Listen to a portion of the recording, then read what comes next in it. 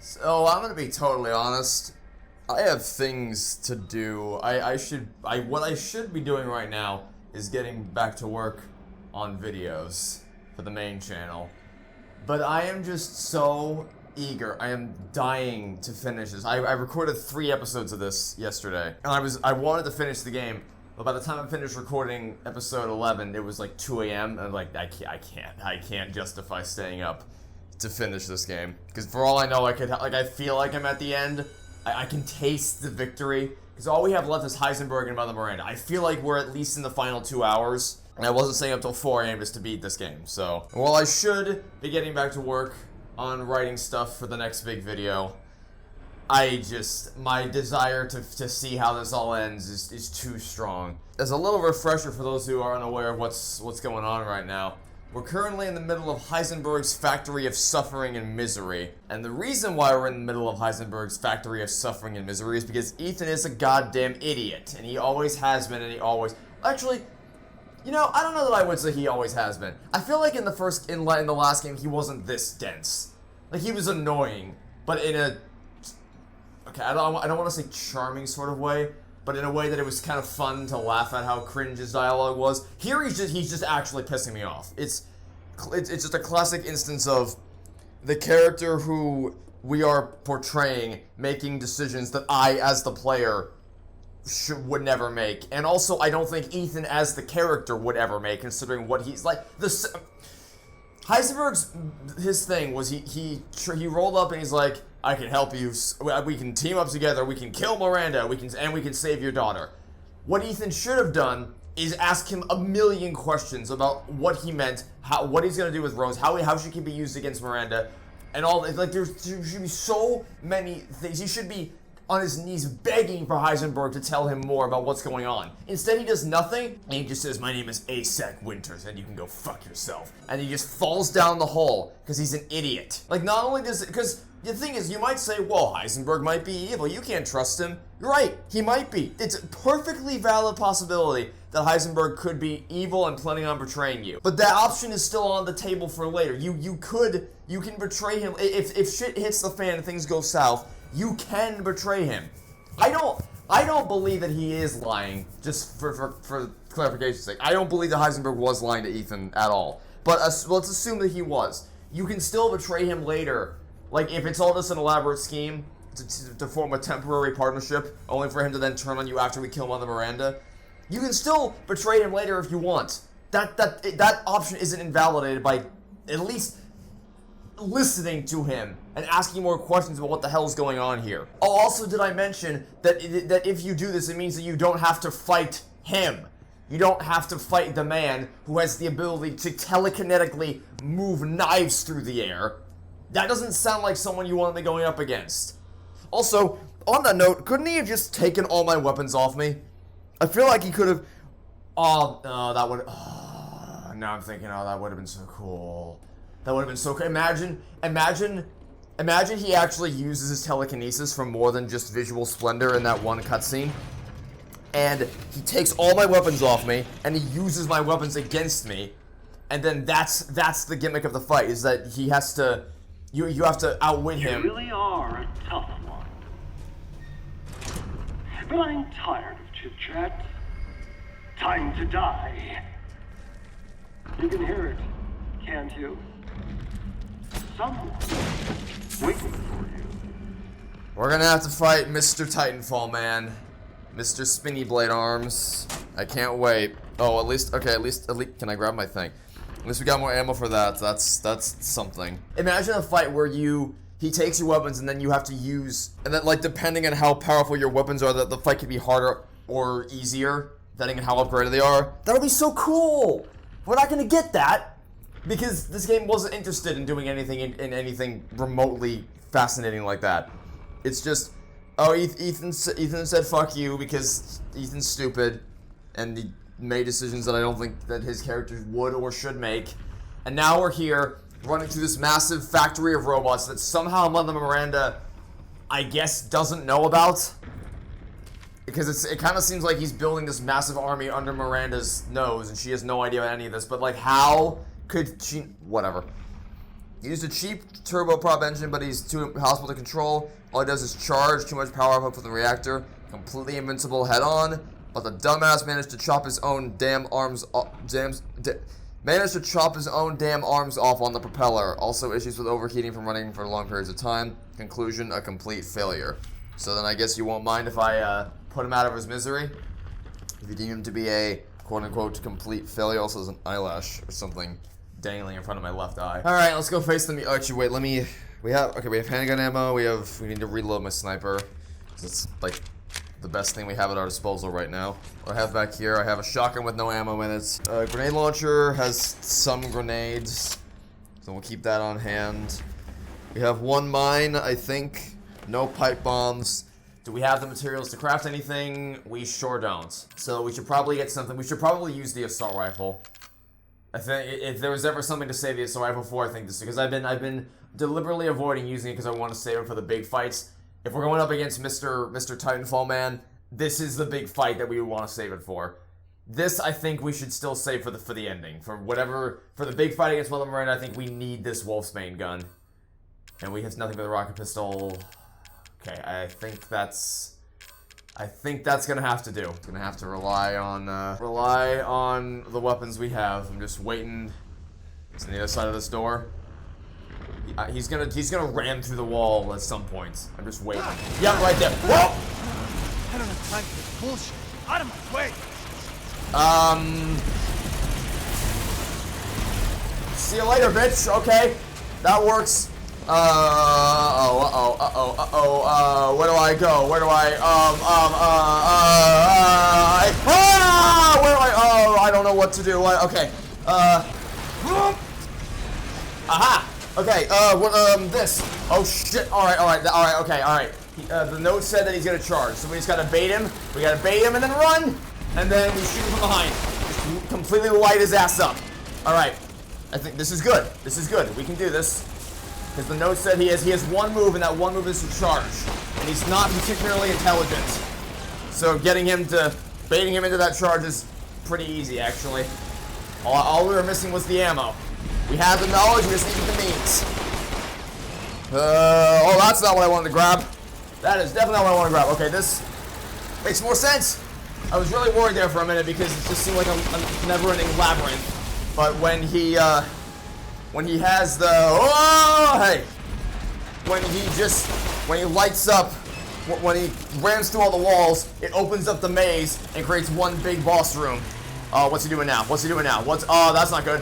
Whoa, okay, he's still just doing the same old thing. Nothing to worry about yet. Oh, okay, that looks promising. That looks very promising. What's not less promising is the lack of ammo. Uh-oh. Oh, whoa, what the fuck? Hi, I can't move. I cannot move. I actually could. Oh, shit. Alright. Same old. Just, okay, he's gone nuts. He's gone nuts! Oh, shit. Okay, first aid. He's gone nuts. I think we might need to go assault rifle mode. Do we have any, we don't have much ammo left for this thing. Come on, later. The fire again. Damn it. Move, Ethan. Stupid bitch. Oh, okay, we also have mines, but mines aren't, like, that great. This is shit. Ow, god damn it. I can't. I need to move. Move. Okay, this just got a lot more troublesome, because my degree of movement is limited now that the whole room's on fire. Oh, shit. God damn it, man. Okay, light up his back. That was good. Okay, the flames are dying down. That's good, too. That's good. Control the recoil. Run. He's gonna do the flame attack again. Yeah, just hide. I have no idea where the flame's gonna go, and I'm already out of ammo for this thing. Shit. Sniper time, I guess? I guess it's time for the sniper. Oh, that, I don't think that should have counted, actually. I don't think I was actually, whatever. Did that count as a hit? I hope so. I'm stuck. I just run through the flame. I had to run through the flame. I had nowhere else to go. And now my movement speed is 0.1 because I'm, yeah, okay, great. That seems fun. That's nice. Okay, so the fight was going fine until they said, fuck you, actually, we're just gonna set the whole room on fire. Gee, if only you used your telekinesis to just stab me to death with your knife the first time you met me if you actually wanted me to die. Imagine if you just did that and saved us all a lot of trouble. Okay, he's already on fire. Which means I just need to run around the corner, I think. Yeah, so it's just it's a straight line of fire. Just get around a corner and it can't hit you. Unfortunately, that's gonna get a little hard when there are no more corners. Ow, god damn it, man. To hide around. And also, it's gonna get hard when the whole room becomes engulfed in flames. And I literally have nowhere that I can run to. Oh my god. Okay, just go around here. I'm out of ammo for this. It's got assault rifle's up next. Charge me. Charge me. Holds. Oh, whoa! That's alright, that's interesting. Interesting. Ah! Oh, god damn it! God damn it! Right, where? Stop turning me around, game. I'm a big boy. I'm perfectly capable of making my own turning decisions. You don't need to make them for me. Okay, whenever he screams like a banshee, it means he's about to do his flame thing. And that's when he's gonna charge. Don't charge again. Let me. Okay. He's not on fire anymore. Does that mean he's dying? I don't know what that means, actually.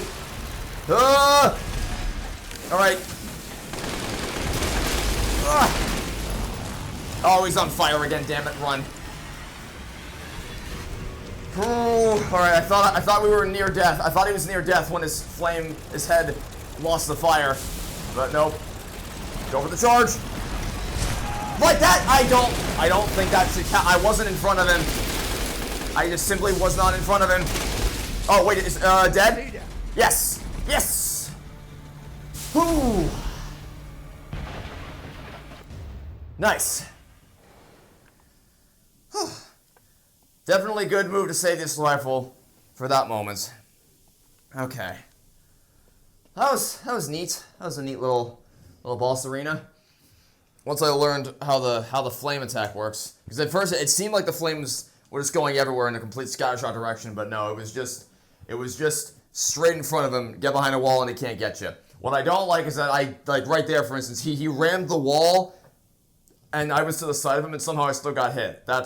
Don't like that. But we pulled through. We got the strat down. It was a neat little challenge. Yeah, I guess to clarify, my problems with Heisenberg's factory have nothing really to do with the mechanics of the enemies themselves or the level, so the area itself. Mechanically speaking, this is probably the best area so far from a perspective of video game design, like gameplay. If just because the enemies actually have weaknesses that you have to account for, instead of just, oh look, more zombies you have to spam bullets into until they eventually die. The problem is just that we had so little ammo, I was forced to resort to this. And yeah, I could have used things like the assault rifle and the Wolfsbane gun, but I need to save those for situations like this when they're more viable. And then there's this thing with the whole constantly flipping in and out of the scope that makes it really hard to use. And then this thing just not feeling like it's not actually cocked and ready to go, even though it probably should be. So yeah, those are my frustrations I was having last time. The area itself, mechanically speaking, is rather sound. So, that's how I feel about Heisenberg's factory. But again, just to kind of tie it back into what I was saying earlier, this whole thing really is not what I was looking to get out of this game. Cigar, okay, interesting. Oh, hear that? Is it? Where is he? You hear him, right? I hear our goat friend, but I do not see our goat friend. Where is? Maybe he's in the vent. It sounds like he's right here, on the other side of that wall. Is probably where he is. I just can't see him because we are not on the other side of that wall. But yeah, this whole I didn't play this because I wanted a more action-focused game. I wanted a more horror-focused game, and outside of that one section in House Beneviento, they have not at all delivered on that with this, which is really disappointing. Miranda is abominable. Her deceit knows no bound. Are merely a bunch of failed Caddo experiments to her. I was just lucky I had more affinity to the stuff than the other poor schmucks in the village. So she still calls me her son. What a joke. I'll never forgive her for what she did to me. That crazy bitch has never been right in the head. She can't see a difference between experiments and family. Miranda didn't just change my body, she took my dignity. If I don't kill her, then then my life will never be my own. Still, she may be crazy, but she's also powerful. She can turn into anyone using the Mega Mycete. The trick is that brat Rose. If I could access her power, then maybe. Speaking of, the kid's dad, Ethan, is a pretty interesting body himself. See, I believe Heisenberg wants to help us. He's probably telling the truth. But Ethan's stupid, so here we are fighting his army of robots and wasting more time. Don't we have the flasks? Yeah, we do. We put all 4 flasks into the damn thing. We put the crystal pillar or whatever it was on the thing. We did all the we took all the necessary steps. All that's left is to kill Miranda and get Rose, which he's offering to help you do. I hate him. I hate Ethan so much. I don't have the word to express to you how much I hate this character. Now, where's that goat? There he is. I knew he was nearby. Right around the corner, the little scamp. Okay.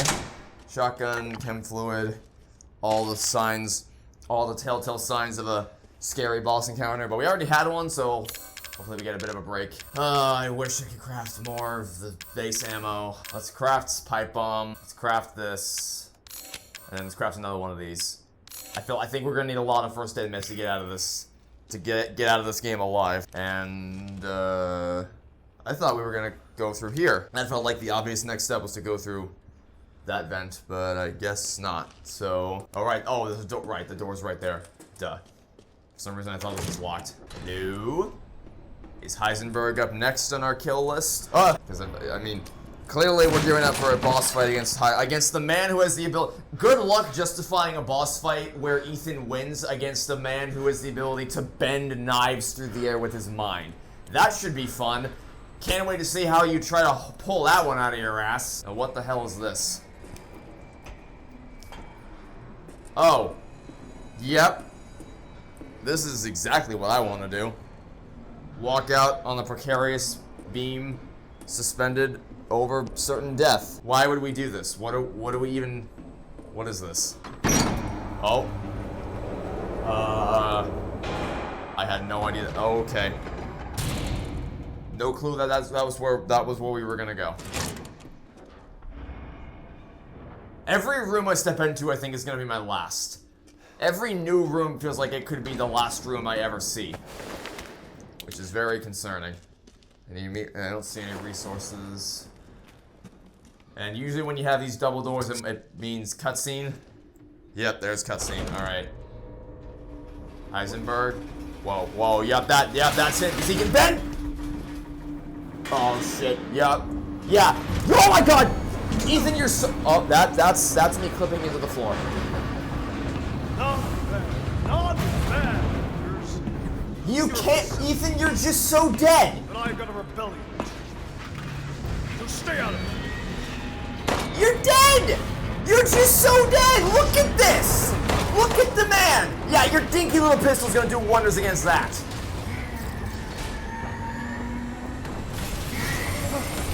Ethan, can you... Oh my God, what the...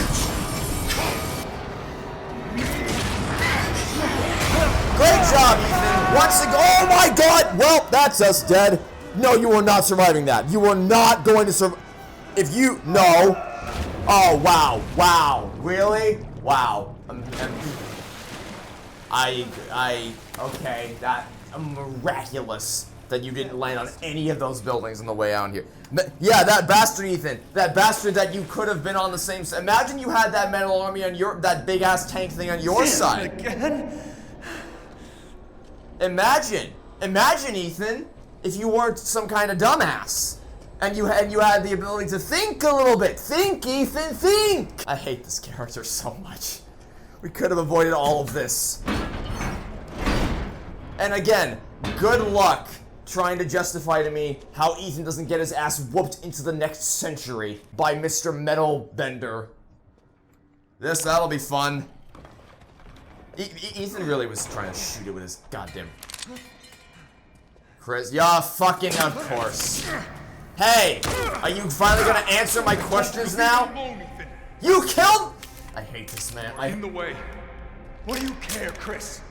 You killed my wife, you son of a bitch! You think I killed Mia? That wasn't her. Well, gee, Chris, if only... Told you! She's a bioweapon. Of course she is. She changed her appearance and pretended to be Mia.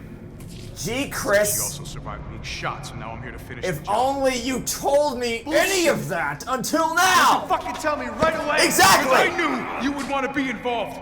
What? And this job is hard enough without civilians getting in the way. Huh? Why us, Chris? What the hell is going on? Is he stupid? All right, Ethan. Like, actually, though. All right. Still I looking guess at I owe me. you an explanation. Yo, you think? Hand me that wrench.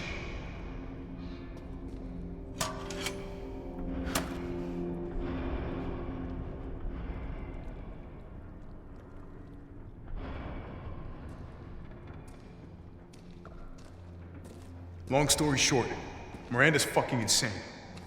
In this village, all these monsters and freaks, this is her life's work. We're gonna have a chat about this Some sort of shit after this is crazy over. experiment with the mold.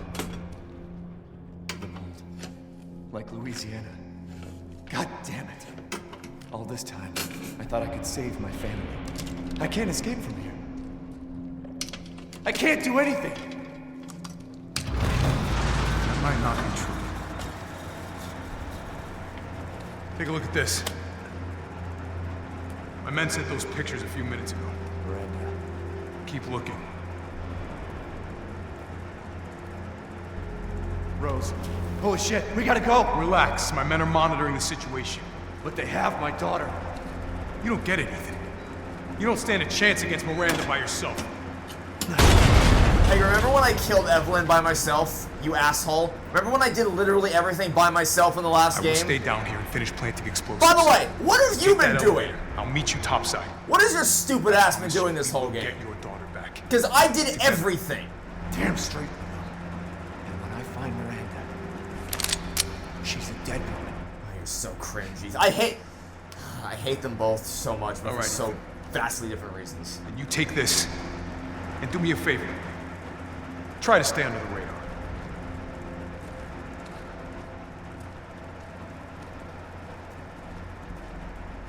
Can't turn back now. Okay, let's just pump the brakes here for a second and talk about that stupid shit. Okay, so big brain Chris over here is like, it would seem that Ethan's wife has been replaced by a shape-shifting mold monster named Mother Miranda. What should we do? I know. Let's swing it like a superhero and then light him the fuck up. Bang, bang, bang, bang, bang, bang. Shoot her dead right in front of his eyes and then tell him fucking nothing about anything that's going on. And then we'll kidnap his daughter and him, still tell him nothing, and then, when he understandably gets pissed at me and wants to know more about what the hell's going on, because, you know, as far as he's concerned, I shot his wife dead in front of his eyes, I'll tell him, "You're out of your league, Ethan. Get out of here. Yeah. My job's hard enough without you stupid civilians getting in the way." It's like, motherfucker, why? What? On what cosmic plane of existence do you think it is a better idea to let Ethan believe that his wife has been slaughtered mercilessly than it is to let him believe that his wife was replaced and that you killed the person who replaced your wife? Like, what is this dumbass logic? I didn't want you involved, so I killed your wife and told you nothing and just assumed, well, he probably didn't love his wife anyway. I mean, it took him, what, 5 years to go get her from the Dolby house? Pfft, sounds like a broken relationship if you ask me. I'm sure he won't mind. He'll probably be less motivated to come after me and kill me if I kill his wife than if I tell him his wife was kidnapped or replaced by Miranda. This game... The story in this game is making my head hurt. It's so... Oh my god, this game, it just keeps fucking with me. And again, I would like to... Huh? What do you... Okay, what useless crap do we not need? I don't think we have this anymore. I think we got rid of that weapon. So I think we're good to ditch this. Their items cannot be discarded on this card area. Huh? Okay, fine. I guess we'll get rid of our one excess sniper rifle bullet then. Anyway, what are we doing now? You want me to get in a tank? Okay. To Hound Wolf Squad, the sweep of the factory is complete. No proof of any connection with the organization. Guess it just wasn't our lucky day. I did manage to get my hands on a number of documents disclosing some of Miranda's experiments which support our previous theories. She seems to have infected herself. What is going on with the shadows? What the hell? Okay. She seems to have infected herself with the mutamycete, which has granted her a number of abilities, including mimicry. She can control her cells and transform herself to look like anyone or anything. She disguised herself as Mia and infiltrated the Winters' home. Her objective was clearly to kidnap Rose. Maybe she thought she could control Rose easier if she looked like her mom. Then what? So how long was she pretending to be Mia, and why didn't she just kidnap her? Like, what was taking her so long? When we attacked, it put a little damper on her plans when she mimicked a corpse. She then revived herself in the transport truck, killed everyone on board, and took off with Rose. Things didn't go the way she'd... Wait,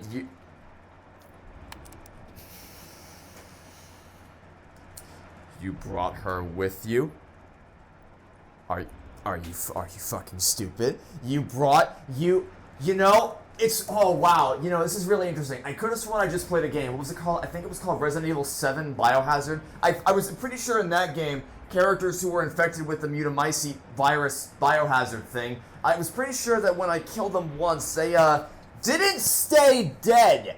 I'm pretty sure I remember killing Jack like 3 times. I killed him once in the top area by the bathroom, I think. I killed him a second time in the basement, and then I killed him a third time in the boathouse, and then I killed him a 4th time in the DLC when I was playing as Joe Baker, because apparently his legs survived or whatever, so I had to kill him again. So tell me something, Chris. Why on earth would you assume she was dead immediately this first time you tried to shoot her? Like, shouldn't you just... Why didn't you burn the corpse? And also, why on God's green earth would you keep her in the same van as myself and Rose and all of your men? What is wrong with you? I hope to hell that Chris is better than this in the other games, because, man, I am so sorry for Resident Evil fans if these are the types of characters they have to look up to. Like, holy shit, this is pathetic. It's time to rendezvous and blow this place sky high. This might turn into a fight with Heisenberg, but I think I found something useful. He left one of his little toys laying around, and it's even made from a metal polymer composite, which he can't... Oh, wow. Wow, really? Of course it is. Of course, it just happens to have been made with something he can't... Okay, whatever. I'm ready for this to end now. This game has fried my brain. I'm done. I'm done. It's time to go. It's time to finish this. Time to fight fire with fire. This is... Well, I found the answer as to how they're gonna justify him not just instantly eviscerating us. They're going to invent something which he simply can't control. Oh yeah? Well, I brought my dinosaur that eats force field dogs. Also, what the fuck? This isn't how tanks work. This is not how tanks work. And also, again, just not really what I was looking to get out of this. So what do we... So this is my machine gun, and I have a saw blade, I think. Alright, I guess that's to block any incoming attacks. Adaptive triggers on that feel really nice. Cannon. Oh, I have a cannon? Okay. I can probably... Yeah, thanks, I got that. Whoa! I guess I should have expected that I would pack a powerful punch. Whoa! Hey! Actually, yes.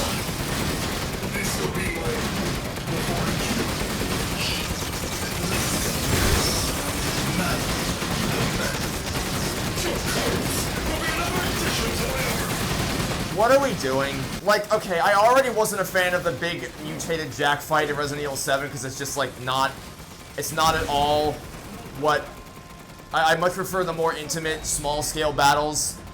That's not where I'm aiming, game. My controls are pointing to the left right now. Why are you aiming to the right? Okay, I think we need to recenter. We need to recenter. This is not working as intended. Holy shit. Anyway, I much prefer the smaller scale battles against people like Marguerite. They feel more personal, whereas the Jack one was just like balls to the walls, insane action. And now you've taken it a step further by just literal fucking tank warfare against a metal Pacific Rim monstrosity. Whatever, let's just, like, I don't... This is supposed to feel awesome, and I don't feel any of that right now. Oh, wow, alright. It doesn't help that the VR controls I don't think are really working as intended, because with where my controllers are currently pointed is not at all where this thing is actually aiming, which is making this a little harder. Like, I have to turn my whole body around way further than I'm probably supposed to. But I will say, love the adaptive triggers. The adaptive triggers make this feel really good to use. Love, love, love the adaptive triggers. And I'm just unloading machine gun ammo into you until you eventually give up. Oh, actually, that might be a death animation. Is it? I can't tell. Is that a death animation? Looks like maybe. No, actually, maybe not. Actually, maybe not. What is going on?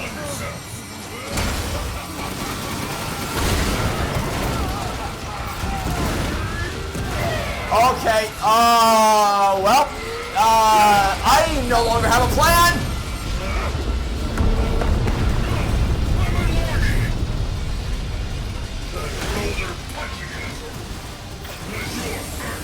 I see a thing, I want to think, ooh, sniper ammo? Where am I? Ah! Okay.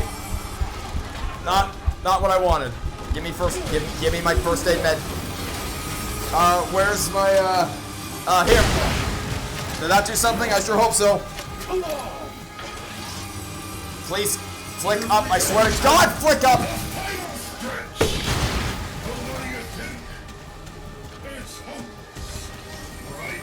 Oh, I got shotgun. Oh, holy shit, I got shotgun ammo. Awesome. I can actually use my shotgun now. How about that? Can you imagine? Flesh and blood. This isn't David and Goliath. It's Ethan!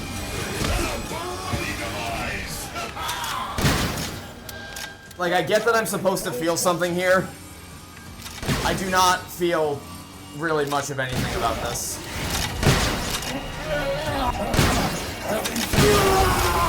No, I can't say that I am, actually. I honestly, like, I want to say that I'm having fun, but this just feels so over. Like, the atmosphere is good. I like the aesthetic of the rain, the thunderstorm, and the fire, the factory on fire. But this, and again, I want to reiterate, this is probably closer to what is typically expected of a Resident Evil game. This is just absolutely insane horseshit. But it's not what I signed up for. First intelligent thing that's happened in this fight so far. Yes, I should have taken that deal. What the fuck are we doing, man? What the fuck is going on, man? What are we doing?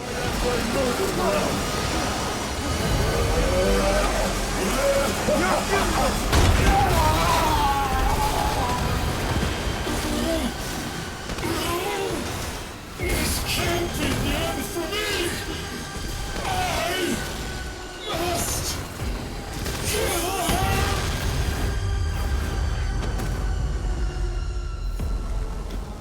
Make that yet another thing that I did that Chris didn't. What is he? I killed I killed all of the bad guys in this game. What?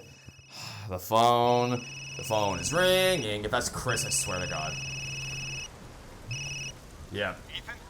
I heard explosions. What the hell happened? Well, you might know if you were here. Now I'm gonna find Miranda and get Rose back. Not without me. It's too Oh, dangerous. oh, now you want to be useful. Ethan? Rose? Ethan! Ethan, That's respond. a trap. That is not. That. Whoa, whoa! Our child. She's so That's not important, her. isn't she? That's not that. She's everything to me. And mine to me. With Heisenberg on, you've lost your lead. What are you going to do? Maybe I should have shot that tree thing when I had the I'm chance. saving Rose. You'd never know, do you? Even when I took Mia's place in your home. Poor Ethan. Who are you? Where's Rose?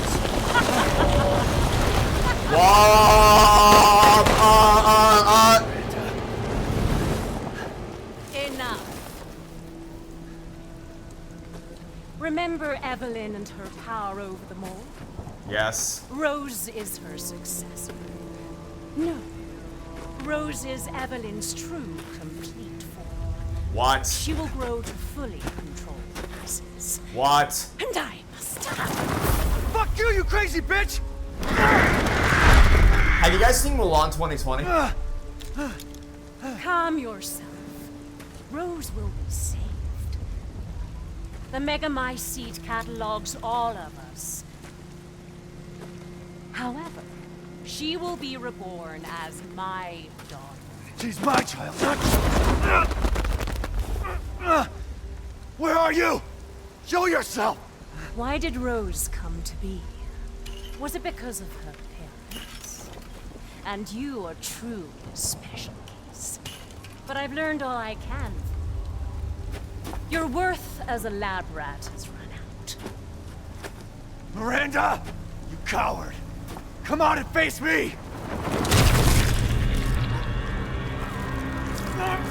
Don't worry. Your death will come quick. You will join the Megamycete's records. I will make sure to sample your blood for data. Once dawn breaks, the ceremony will be complete, and I will become her true mother, bound for eternity in blood. So he's dead, right? Surely this time he can't possibly bullshit his way out of his heart being ripped out of his body.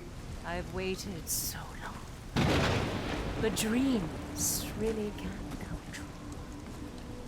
Vessel or not, I can't wait to see my true child again.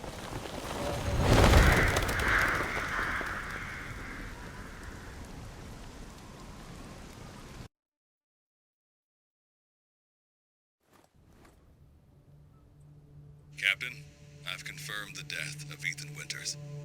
I wasn't able to retrieve the body, but I've recorded evidence. If...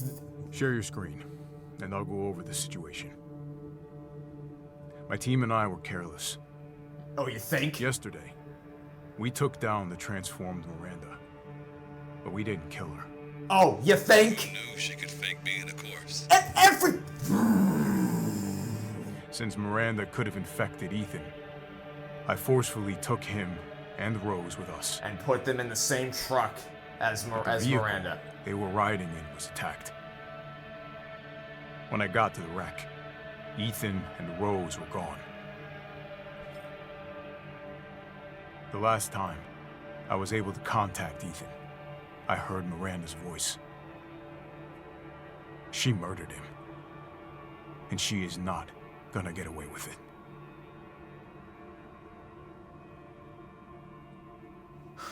God damn it, when does it end? And when you stop making these stupid fucking... You could have avoided this whole game if you told Ethan anything and then burned her corpse and didn't put her in the same... Put this thing in the It's ground. fine. It's fine. This game is very, very, very well written. 3 years too long.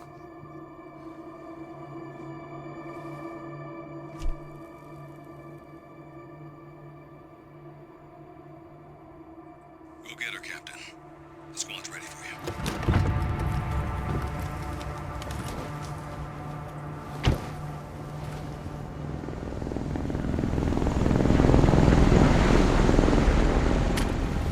So BSAA got here already.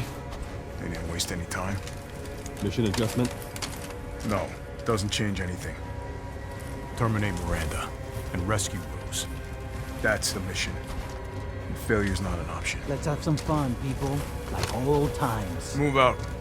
Let me guess. This is the fan service moments where we're gonna play as Chris I want to know what the hell BSAA and all his is. friends. Find out what you can. Roger that. I'm on it. Been a while since we fought together, Captain. When was it last? The desert? Doing nothing but recon's gotten me out of shape. That's Thanks to exactly your what this recon, is. we know Miranda's plan. Couldn't quite believe it when I heard she turned herself into Mia, though. Taking 5 shots to the head's nothing to sneeze at either. Spooky. You should know better by this point.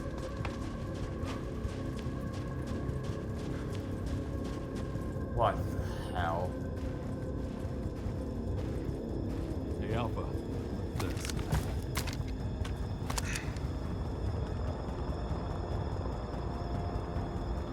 BSAA.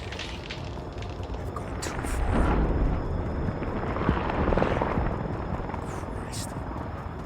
pretty rough down there. How are you planning on reaching the objective? First, we're gonna have to take that thing out. I've got your back, boss. Let's get to work. Everyone watch for hostile bioweapons. Roger. So Make contact with a group of hostile bioweapons. What, There's more than we think. Watch out.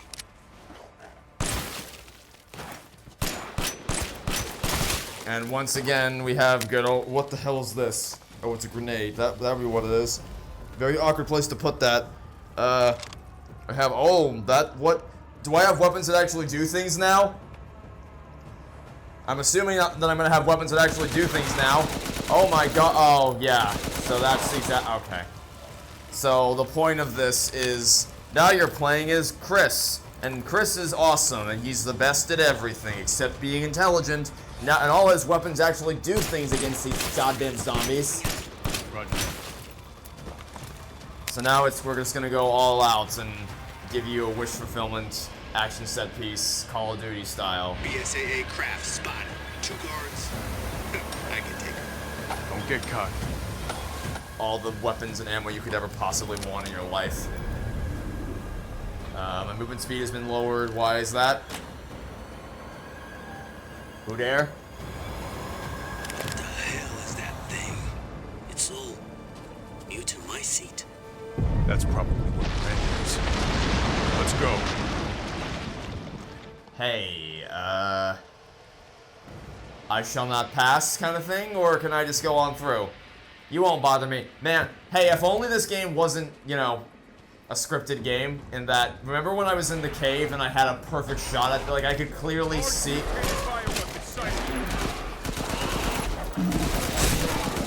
But I could clearly see this tree thing.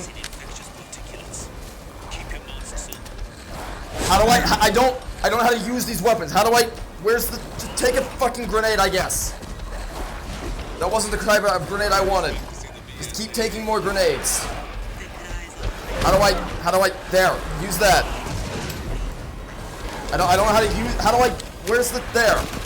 I love that they just give me, you know, in non-VR mode, I'm sure this works real well, but in VR mode, when I have to physically get all the weapons ready to go, I have no idea what's the thing I need to pull. Okay, it's on the side. It's on the side right there.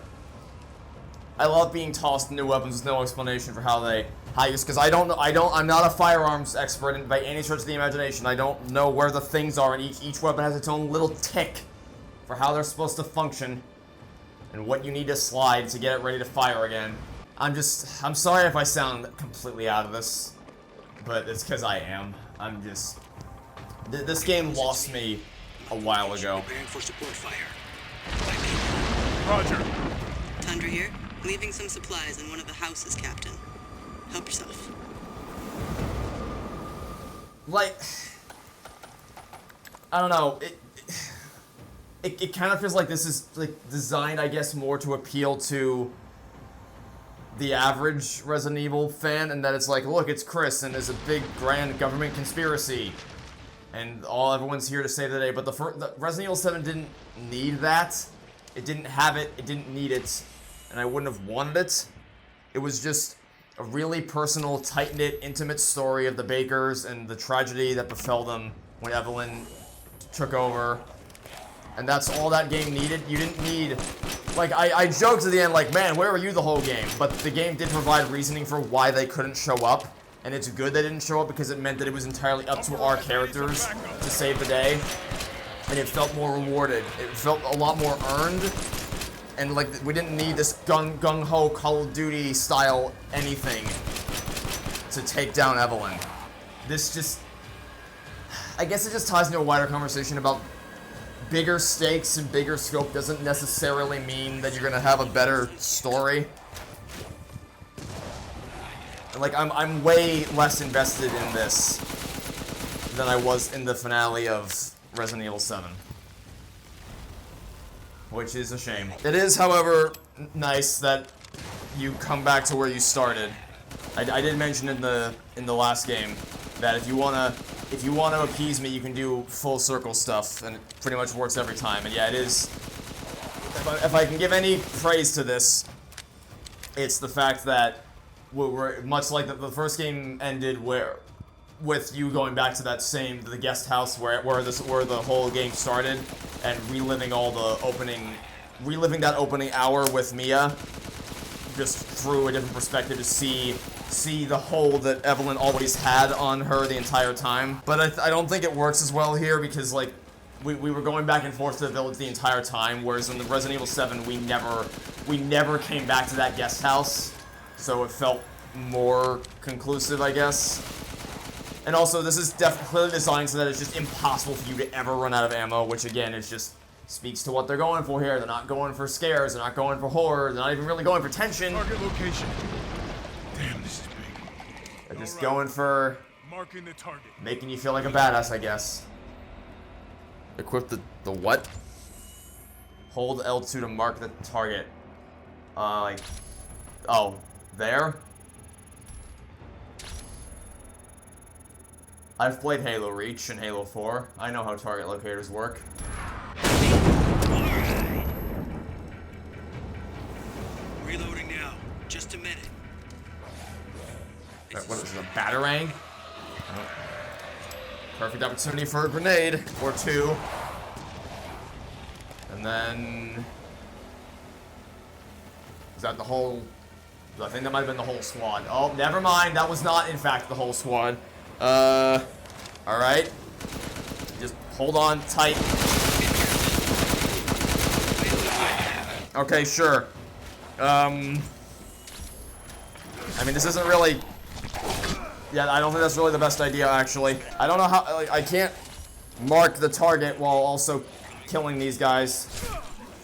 And also, for some reason, even though that's not at all how that would work, for some reason, me getting hit automatically resets the fucking target locator. Even though them hitting me would not in any way impact the progress of the target locator, because that doesn't make any fucking sense. There's more ammo. Yeah, they do not want you to run out. Oh, let's get up the ladder. It is designed so you do not run out of ammo. Oh, hey friends. Take that. Locate. Like, that just doesn't fucking make sense. Like in Halo Reach, when you use the target locator, if you take damage, you'll take damage, yeah. You'll be punished in that you might die. But it's not gonna reset the... whatever. I'm just waiting for this to end, honestly. Oh, it's another one of those guys. Alright, here. Let's force him over here. Force him over to me. And... yeah. Like, this would be a cool DLC. You know, like how Resident Evil 7 had the Chris DLC. Oh, of course, it's reloading. Or as like a wave defense. Like, this could be a cool wave defense mode as a bonus unlock after you beat the game. But as the finale of the game itself, like... no, man.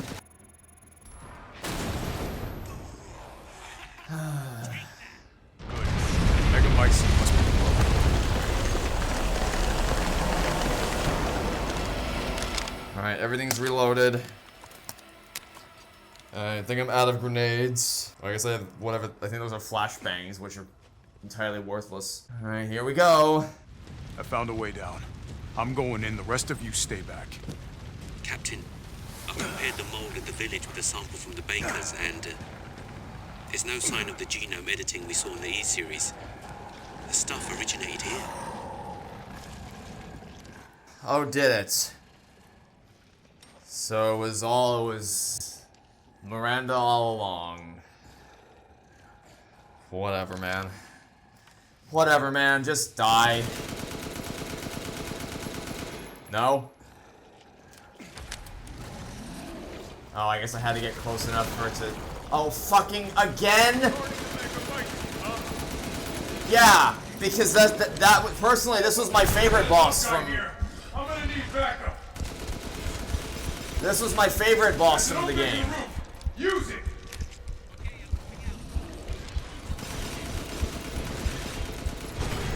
I love this. Do I have first aid meds? I don't know. I guess, let me guess, it's scripted because I can't. It's either scripted or I'm dead. I'm gonna go with dead because there's no shot Chris survives this. Yeah, I'll be honest, part of me wants to change the difficulty, just so we can get this over with faster. And also because when you play in VR, the game doesn't give you trophies, so it, like, it doesn't even matter. But I'm stubborn, and I'm gonna stick it out with normal. Do I have first... Oh, right. No! I didn't want to move it close enough to me for it to trigger the goddamn healing animation. I forgot, you don't... When in the Not a Hero Odyssey, you didn't have first aid as you had the... I forget what they're called, but you had the healing things. My favorite boss from the game was the Hammerman. He definitely didn't annoy the absolute shit out of me. Man, I miss when they were more than just tougher enemies. They were more than just enormous fucking bullet sponges and wastes of time. I miss those days. Because this is just lame. This is just simply lame. Okay, I can't use it here, so I have to kill him myself. Oh, never mind. Now I can use it, alright. Come on, man. Light him up. Oh, he's still alive, is he? What? It's gonna take more than one? What do you... And Ethan killed him himself without any... It sustained an aerial strike. But Ethan killed him by himself. Sure. Alright. If you say so. If you say... Can you back off for a minute here, please?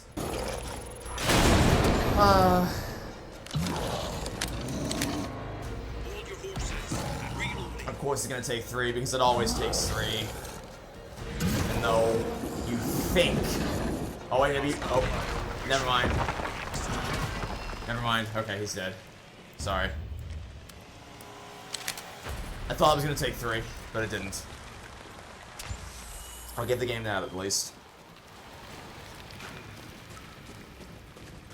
So if Miranda was the fake Mia, where's the real one? I doubt she saw any further use for her. I don't get any of this. How did Miranda even know Rose exists? A moldy little bird told her, maybe? We can figure that out later. Focus on the plan. If Mia and Ethan are both dead by the end of this game, I'm gonna be pissed.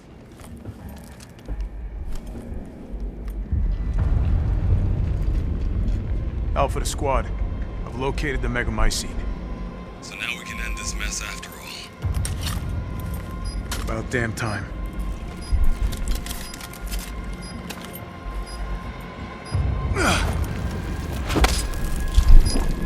N2 explosives armed. There's enough there to blow the whole village sky high. Let's get out of here and blow the damn place. Not before I end Miranda. I'm not taking any more chances. I'm going in. Roger that. Standing by. Captain, I have eyes on Miranda at the ceremony site. Keep your distance. Do not move until I get the order. I know it's too late now, but we really should have told Ethan. You fucking think, my dude! What do you mean there wasn't time? So, you could have told him right there, right then, when he asked you, point blank. At least tell him his wife isn't dead, you fucking assholes! I hate everyone in this game. They all suck so much. Holy shit, man. This must be Miranda's lab. I had a whole other thought there that I just completely lost track of because the character said something stupid again. Whatever. What is... Subject name, Moreau. This caused drastic changes to internal organs, transforming them into organs similar to fish-like gills in a swim bladder. Irregular cell division causing it to transform into a giant fish. Too many defects, unfit vessel for Eva. This is just all the people we've killed. Regeneration rate is incredibly fast. The subject can heal any external wound within seconds and grow nails and claws in mere moments. Rapid regeneration also means an increased body size. Due to a hereditary blood disease, the subject must ingest human flesh and blood on a regular basis to maintain regeneration properties. As suspected, if the subject's regeneration is not properly balanced, she may mutate uncontrollably, an unfit vessel for Eva. Has electric organs similar to the electric ray. These electric organs are connected to the subject's nervous system. They can therefore pass and control electricity throughout the entire body, allowing control of magnetic fields, which is used to move metal. It's one specimen, but still an unfit vessel for Eva. And finally, physically, she is no different from a regular human. However, she can secrete a signal-producing substance which controls plants infected by the Megamycete. When humans absorb the pollen from a particular flower, she can cause them to have hallucinations. Yeah, that's what we assumed was the case there. She is mentally underdeveloped and has divided her kadu among her dolls in order to control them from a distance, an unfit vessel for Eva. Anyway, so what I was going to say is, I don't know the Resident Evil lore, so I don't know how long Chris has been around. I don't know how many games he's been in. But I think at least since Resident Evil 5, maybe before then. So you'd think with the amount of exposure he's had to this universe that he would know better than to leave the corpse just there, or not leave it there, but to bring it with us on the truck, to not burn it, to assume it's dead, and also to not tell. It's just so stupid. What is this? I don't know. Dear Miranda, my deepest apologies for not meeting you in person. I would love nothing more than to visit your quaint village once more. However, I am incredibly busy. Then again, I suppose for an immortal woman such as yourself, you no longer remember this poor, half-dead medical student in the snow. I have always cherished the revelations I came to 15 years ago when I stayed in your village. I was inspired by your research to think one could transform a human by infecting them with an organism. Positively visionary. I knew that with that knowledge I could achieve my own vision for the next step in human evolution. Even after 2 world wars and humanity on the cusp of another, my conviction never wavered.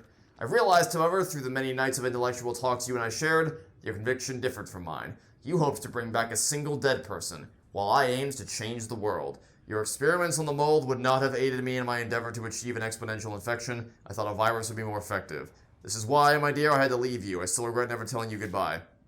My apologies for reminiscing. I actually have news that I thought might please you. I have found the key to evolution, the progenitor of virus found in Africa. I plan to start a company with friends and colleagues dedicated to the virus's research, and I will call it Umbrella.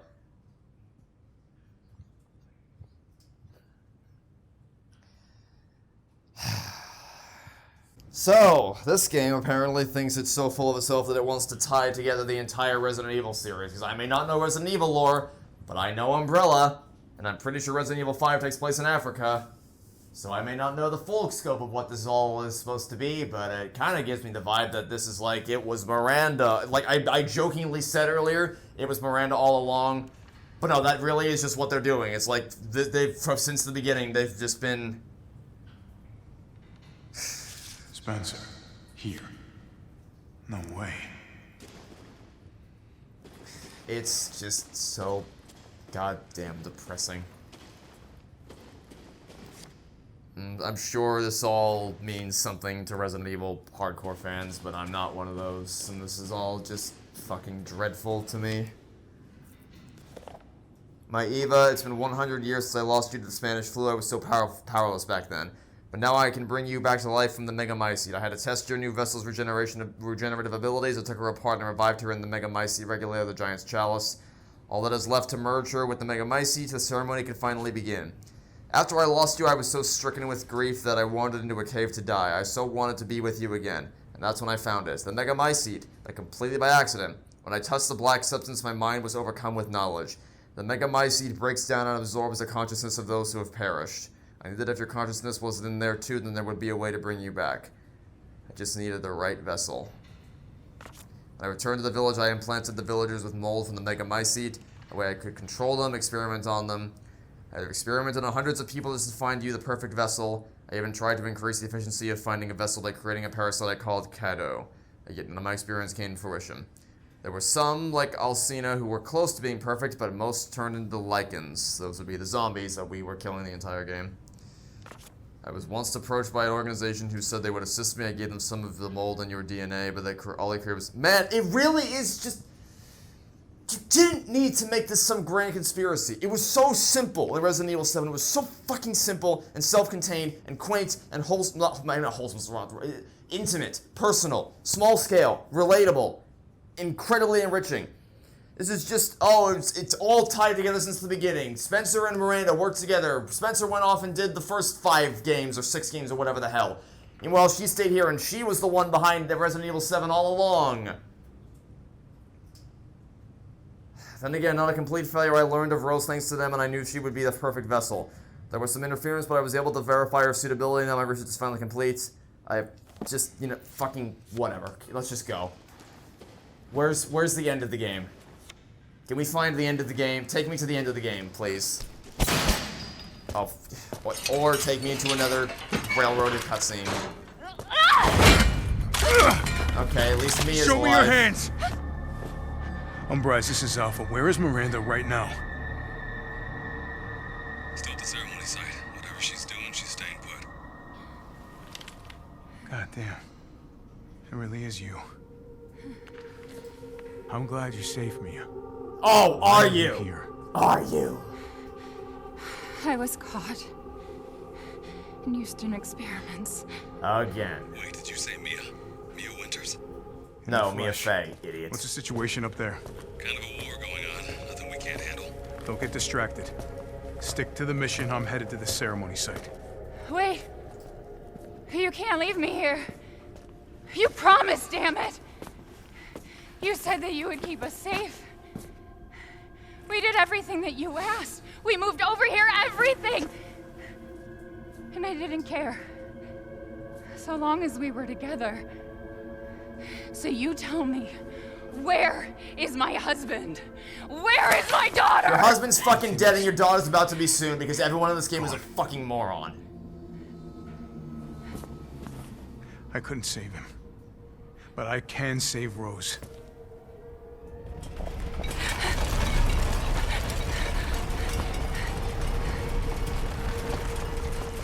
Come on. It's not safe here after all. At what point did you ever think this was safe? What do you mean he's gone? He's dead. I'm sorry, Mia, but we have to leave. We have to destroy this village. No! You're wrong. I tried to keep this a secret, but... you don't understand how special he is.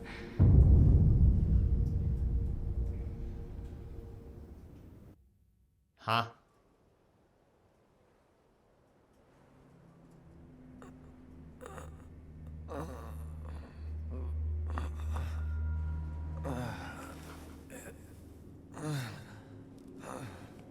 What's going on? Is someone there? Now what the fuck is going on? What? Huh? How did I get here? God, it's freezing. Are we not gonna talk about the fact that your fingers are back? Shit, my body. So is this gonna be some shit where he was infected by the mold all along, like we all suspected, because how the hell did he escape the baker's house without being infected? And then that's why he can... That's her again. Ellen? How are you here? You're dead. Dead? I mean, Miranda. She... no. I still have to save Rose. Wrong! It wasn't Miranda. You were always dead. What are you saying? Huh? I can still...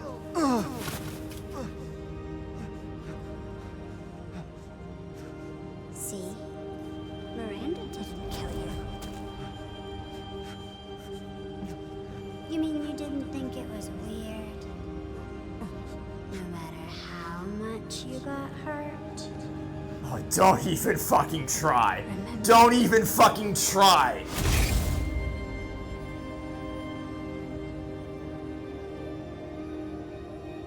3 years ago, the Baker house. You were murdered by Jack. You died there 3 years ago. Fucking what? That's impossible. No way.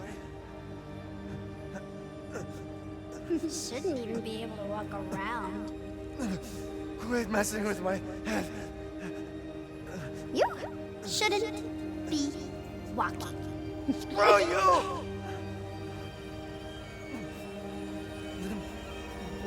What am I? Yeah.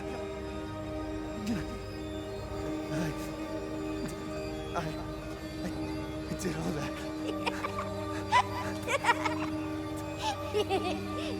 Rose. Mia.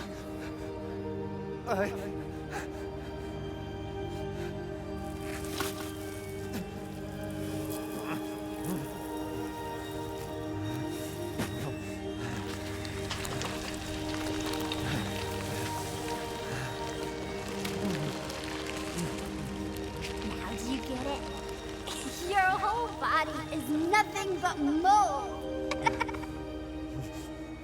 You can't ever see your family again.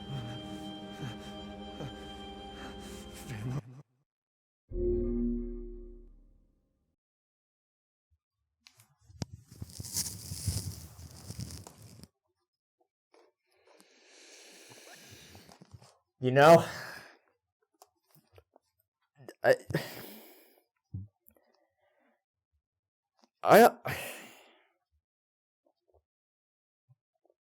don't even know what to say to that. What do you fucking... Sorry, just taking a lemonade break. Lemonade is my version of apple blood. It's how I cope with the fucking stupidity that is this video game. What do you mean he's been dead for 3 years? And apparently Mia knew this, because the setup they were going for there was that Mia knew all along that Ethan has been dead for 3 years, but apparently no one said, no, she never told Ethan, never told anyone, never told Chris, no one ever did anything about this. No, and should, you know, I feel like I remember Lady D was, what did she do? Oh yeah, she tasted my blood, and she wasn't like, oh my god, this person's made of mold. No one cared. Also, what if the rest of me can just regenerate whatever I want, apparently, if what you're going with is that, like, I'm made of mold and I can just willingly regenerate myself whenever, then why didn't my hand regenerate? I've been going around the whole game with 2 fingers and a thumb, and never regenerated the hand. Well, the reason why, of course, is because that would give away the twist, even though it doesn't make any sense that wouldn't happen. This is really fucking stupid. Family. No. Rose. I have to save my daughter. You're already dead. Dead!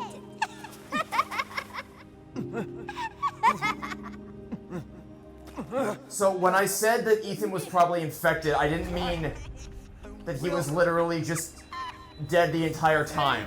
Rose!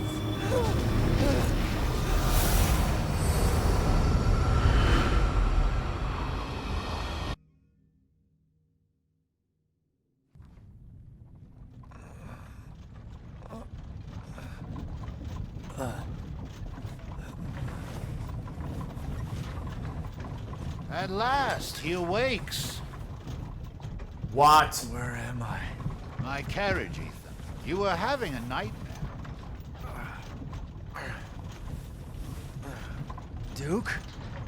Your battle with Heisenberg was a sight to see. What are we doing right now? Miranda would show herself. How long have I been out? Not long till dawn. Duke, I need a favor. Take me to Miranda. I assumed as much and am already on the way. We should arrive shortly. Thank you. But Ethan, are you sure of this? Your body is, well, falling apart. Yes. Foolish of me to ask. Speaking of foolish questions, what are you?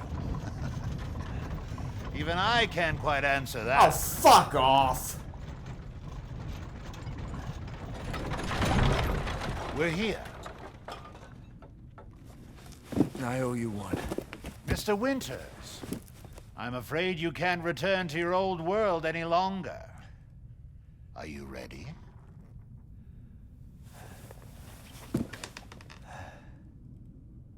Yeah, I have to be.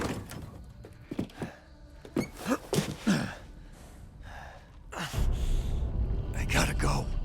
Oh, never mind. So his hand is still gone, or his fingers are still gone. But if you're already dead and you're made of mold, then can't you just regenerate your fingers back, like you apparently regenerated your fucking heart? that was ripped out of your body? Did we forget that? And, okay, look, I was ready to let the whole Duke thing go. Can we talk to you one last time? This is your last chance. Your journey nears its end. How about some reckless spending to finish it off? Wouldn't have it any other way. I will buy a pipe bomb, I will buy a mine. And also we need to upgrade everything that we can. Namely, this could use an upgrade. I don't see ourselves using the assault rifle. I do see ourselves using this though. This would probably also be worth an upgrade. And I guess that's gonna have to do. Although, we can sell the lockpicks because we're not gonna be picking any locks. Okay. Like, it was always dumb that Duke could just... Fuck you and your goddamn ammo. It was always really dumb that Duke was just able to go wherever the hell he wanted with seemingly no boundaries, including apparently having his own personal room in Lady D's castle that she couldn't access for whatever reason. Okay, is there anything we can just get rid of that we don't... No one likes flashbangs. Flashbangs are worthless. Get rid of the flashbangs. Absolutely nobody needs flashbangs. Do we even have any rocket...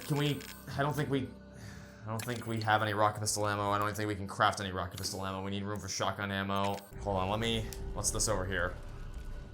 Sniper rifle ammo, explosive rounds. We need more space for that. Okay. Maybe I should have bought the extra bag. Can I... Hold on, let me see if we can sell anything else so I can get some extra inventory space. Well, actually, first I should see if we can craft any rocket pistol ammo. Can we? No, we can't craft anything. Okay, so then we'll just get rid of the rocket pistol. Served its purpose. It was fun while it lasted. We don't need it anymore. Let's get rid of it. Rocket pistol, goodbye. That wasn't actually that helpful. That didn't really get us much. Maybe we get rid of the assault rifle too. Surely now we have enough to get all the shotgun ammo we want and all the explosive rounds we want. Anything else littered around here that I can use? I see a goat over there. Might be a little too late to get any more goat rewards, but it's worth a try, I suppose. It was always dumb that Duke could go wherever he wanted, even inside Lady D's castle, and just have his own room that she couldn't enter. But now they're using Duke as a means to just explain how Ethan got out of there alive and got back here, which means that his role in this game no longer was simply the store guy. He's like actually a part of the story now in a meaningful way, which don't like that. Okay, we need to get our loadout set because we're gearing up for a fight against Miranda. We got handgun ammo. I feel like I need the Wolfsbane gun like ready to go for this. Although I feel like this is also, I'll tell you what, we'll use up the last of this, and then after we use up the last of that, we will swap in the Wolfsbane gun. I think that would be how we play this. Let's go fight yet another massive tangle of mold, just like the end of Resident Evil 7. I also don't like that my movement speed is artificially lowered here for some reason. It makes me not want to explore the side passages here because it's gonna take longer to get to my ultimate objective. And we're not done talking about the whole... Out of my way. Can I just kill him with my knife? Save us all the trouble? I guess not. I guess not. You know, I get the sense that blocking is another thing that works way better in not VR mode than VR mode. Because the act of actually putting up your hands like this is way more finicky than it would be if you could just push a button like you can in the normal game, I assume. They just keep coming. We're not done with our conversation about the twist that Ethan has been apparently dead for 3 years. You know what? Take a mine. But for the time being, we're gonna focus on just getting through this game. I gotta keep going. I mean, like, all the tension is gone now, because if Ethan's made out of mold, and apparently even ripping his heart out of his body doesn't kill him, so, like, why do I even care anymore? And also, how is it impossible for him to reach a fail stage in either Resident Evil 7 or 8 if he's been dead since the moment he walked into the... Is that you? Oh, how I've missed you! What?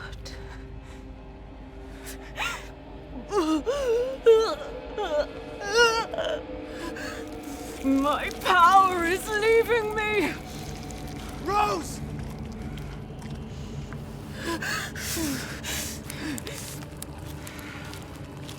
Miranda! Interesting. Your body certainly isn't normal. Give Rose to me. Now! You will see. Once I kill you properly, everything. Get her now! Let go! I've spent a lifetime creating this moment. I don't care. I don't know anything about you. Take it away from me. I will take what is due. My desires will be fulfilled.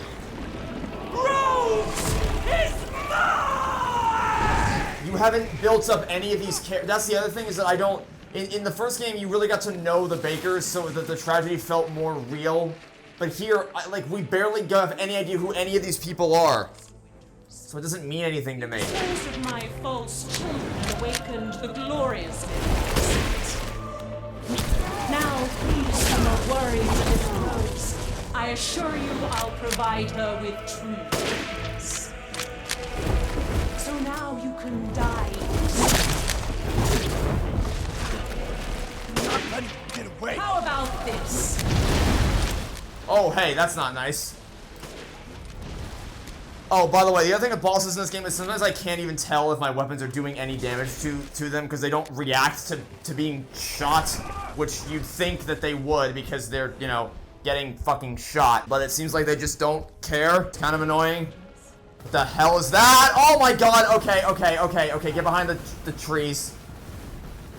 Get behind the trees. Okay, I mean, it's giving me sniper ammo, so I assume I'm on the right track using this, but it doesn't look like I genuinely can't tell if I'm actually hurting her, because she's not reacting to my shots. Okay, there we go, finally. Finally a feedback loop. Oh, now, oh, that's not, oh, whoa, alright, hold on. Whoa, okay, alright, newsflash, we need to run when she does that. When she does that, we need to fucking leg it. Alright, I'm gonna go shotgun for this. I don't think I... Oh, just run. Alright, that works. If you run, she can't get you. If you run, she can't catch up with you fast enough. Okay, that wasn't ideal. That definitely was not ideal. I didn't want to use my first aid meds this early. But it's sort of necessity to stay alive. Okay. I guess when she goes gray like that, she turns into a new what the fuck? Great. Oh, they fly now? They fly now! Oh my god almighty. I need fast firing. Everyone dies. Oh, they're even giving me handgun ammo, thanks. For once, the game is being helpful to me. Oh shit! Alright, okay. I didn't see that until it was too late. I need to get ready to run when she does that. Ugh. My aim isn't not the fucking map. It depends on what this is. I don't know what this is. Is it your fire thing again? Those are fireballs. Those are fireballs, I think. Yeah, they're gonna. Yep, time to run. What? All right, I guess running isn't good enough for that. Can I grab my fucking, god damn it, man, I'm so sick of finagling this game's VR stuff. Like, trying to grab ammo and grabbing my map instead. That's really getting on my nerves. Okay, how do I dodge this? Because running didn't work. Oh, I guess I will need to find out. Hey. Into the Megamite seat for all time. What the hell are we doing now? Dying, hopefully? Let's hope the answer is dying. Oh, I hate that. Oh, I hate that. Oh no, I hate that. That's not nice. Now, Mr. Winters, I think it's time you left things in my hands. Go on, rest now. Okay, I love that. I love that part. Rose with the Megamite seat. My daughter will be made manifest at last. I've waited a century. Ow, ow. Get behind the fucking thing. Okay. Why won't you? Is she she's combining all her attacks. Okay, I think we're in the final phase now. Because she's combining all the, run. She's using all the attacks she's used up until this point. I really liked that part where the lights went out, and you had to rely on sound. That was pretty cool. Time to get the Wolfsbane gun out. Is what we need to do now. Put that in for that. We need the Wolfsbane gun. Oh, fire again, run. Alright, I gotta be ready to shoot. I will see my hoops. Must. Okay. Where'd you go?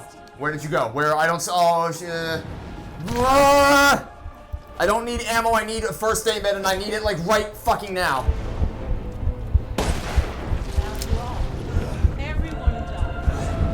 I hate when I can't run when the game, because when you're low health, it lowers your movement speed, and I don't know how to dodge this attack. Fuck, god damn it, man. Okay, well, this seems doable. This seems perfectly beatable. Do not make me watch this again. Do not make me watch. Can I? Yeah, skip. Please skip. Also, I have no reason to actually care about you because I don't know anything about you or any of the people that we've killed in this game so far. I have no attachment to anything that's happened here because you didn't take the time to flesh any of it out. Okay, we made it to phase 3 without needing to use a first aid med. That's good. That's very reassuring. That gives me, because I need all my first aid meds for that last. Because I still don't know how to deal with the attack where she, yeah, this one, this fuck ass attack right here. I have no idea how to deal with this. I got lucky last time because I got her out of this phase before. Okay, I think we just have to tank the shots there. I think we're just gonna have to tank the shots when that happens, because I genuinely don't know how to avoid that. I tried running, but that didn't really work out all that well. Right there? I think it's time you left things in my hands. Like hell, I will. Pop up, god damn it, man, I hate trying to finagle these weapons. Everyone dies. I'm starting to get a little sick of hearing you say that. Your dialogue's wearing me out. Huh? What do you mean? I reloaded it. I charged before I left. It should be working. Okay, we got one more to pop in. All right, that's as good as it's gonna get. Now we go shotgun mode. Ow! First aid med. Just keep pumping it with shotguns. And then we go. Oh, that's good. Cutscene. Okay, I think that means we made progress.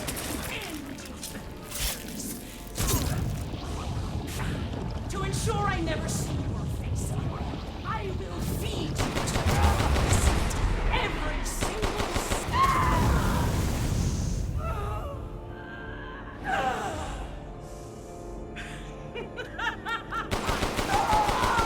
Stay away from me, you psycho! Good thing that magically my gun never has to reload.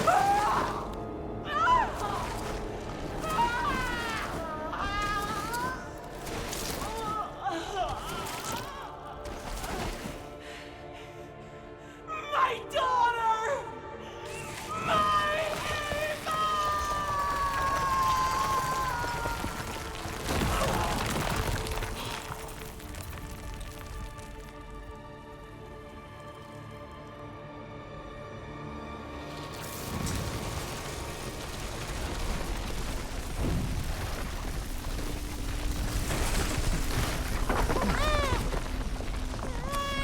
Hey Rose, sweetie.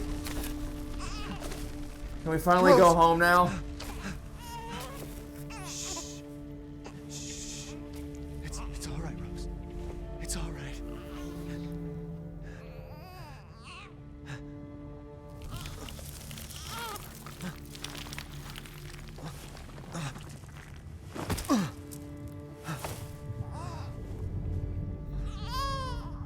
They're finally gonna show his face. Ethan! Ethan! Come on, Ethan. Come on, Ethan, wake up.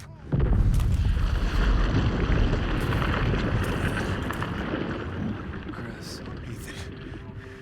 You did it. It's finished. I think we've finished each other. Huh?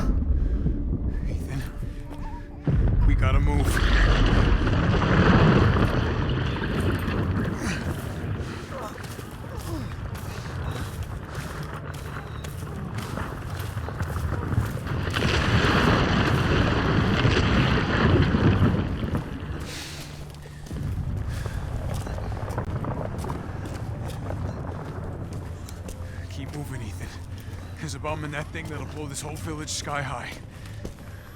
Hey, look at me. When I hit this trigger, we can't be anywhere near it.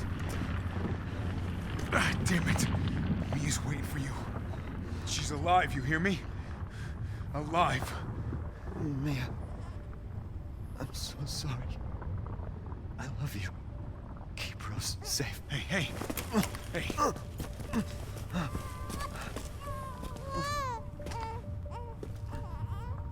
And you tell yourself. Now come on, it's not that much further.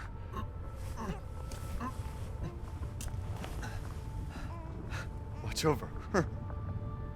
Teach her to be strong. What?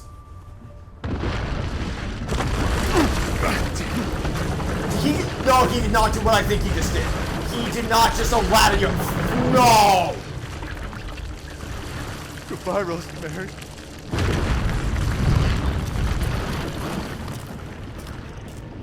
Ethan.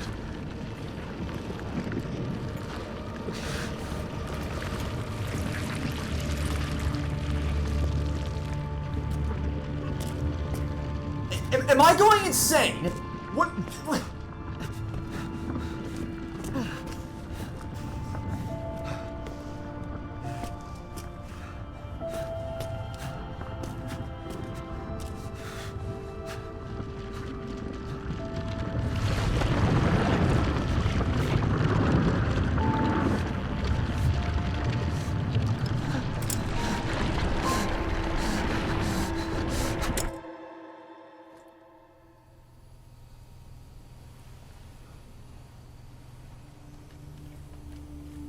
Rose?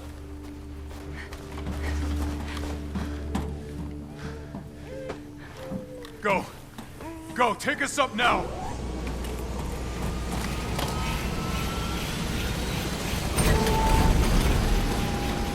Wait! Where's Ethan?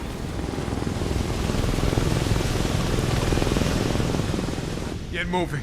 We have to get clear. No! We can't go, not without my husband! Mia, sit down and strap in. Not before you tell me where Ethan is. I know he wouldn't abandon us. Tell me what's going on. Where?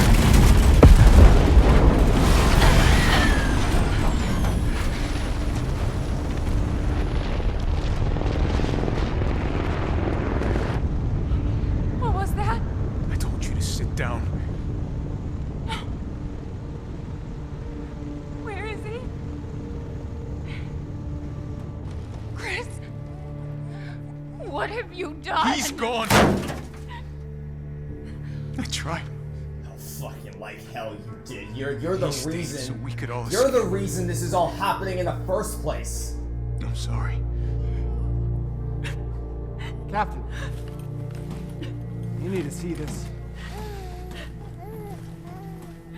BSAA didn't send soldiers. This is a bioweapon. What the hell were they thinking? Orders, Captain. Pick up the rest of the squad. Plot a course for BSAA Europe HQ.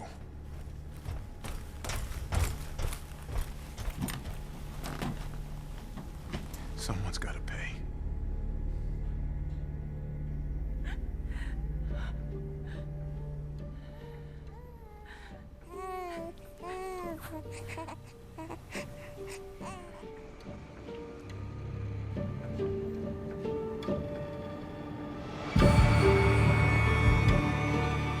Wow.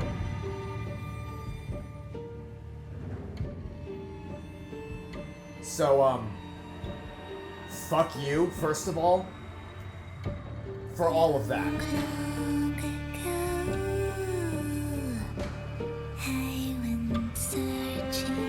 That.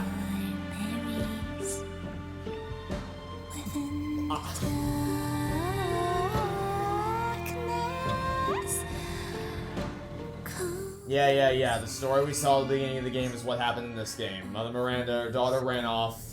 She got killed. That's what led to the whatever. I don't fucking care. I don't. This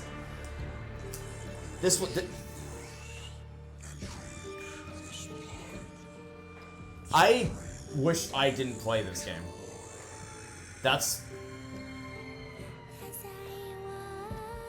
it's just, it made it. Dark Waver appeared with a dress in his hands. He said, The story. I'm sorry. I'm not sounding coherent right now in any sense of the word because my head is just spinning from all the. I guess if I can I think mechanically I'd say that final boss was better than the final boss of Resident Evil 7, strictly from a perspective of video game mechanics, as in the boss had multiple phases and there were different attacks you had to learn, you had to dodge. It was a more engaging fight from a perspective of gameplay, but narratively speaking, I didn't care at all. Because that's like the root cause. I'm gonna stall. I'm going to avoid talking about the ending of this game for as long as I possibly can, because holy shit, there was so much to unravel. The story of this game is terrible. Just like regardless of anything else, the actual story of this game was dog shit. Gifts we gave, but more you took, she snarled. So more in turn is due. Yes, in a blink, the girl was trapped inside a mirror. Her parents, though, had searched all day and at last arrived. With rampant rage, Father fought the witch, while Mother's loving touch shattered the dark enchantment. But the witch was strong, and Father yelled, "Save our daughter!" So Mother bore their child to safety as the forest Yeah. Fuck. It doesn't make it any. I don't care. Now, the burnt forest is a grim reminder of Father's sacrifice. To this day, any child who stares too long into the charred wasteland will be haunted by nightmares of getting lost while picking berries. Hello, my tears.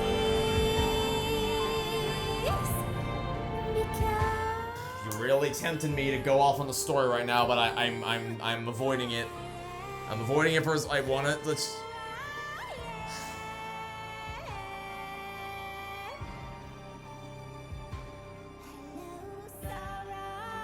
Like,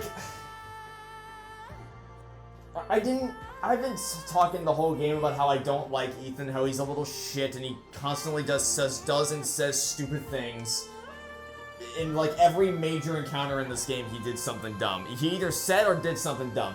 In Lady D, he said the stupid thing, "You're the one who's cursed." I think the old house is like the one area where he didn't annoy me. Not the old house, sorry, the House Beneviento. But Moreau, the two biggest instances of him being a shit are the Moreau stuff and the Heisenberg stuff. Moreau, because he easily could have grabbed that flask and ran for the hills. Instead, he stood there and taunted him. No, first he stood there and didn't do anything and just watched him like a creep. And then he taunted him like, "Nah, I've got your flask, what you gonna do about it, yeah!" Instead of doing what any sensible person would do and just run with the damn thing. And then in Heisenberg, because Heisenberg could... Maybe if you teamed up with Heisenberg, you would have survived, Ethan. Maybe that would have happened. Instead of what actually happened, which is... I don't want to talk about it. I don't want to talk about it. I don't want to talk about the stupid fucking...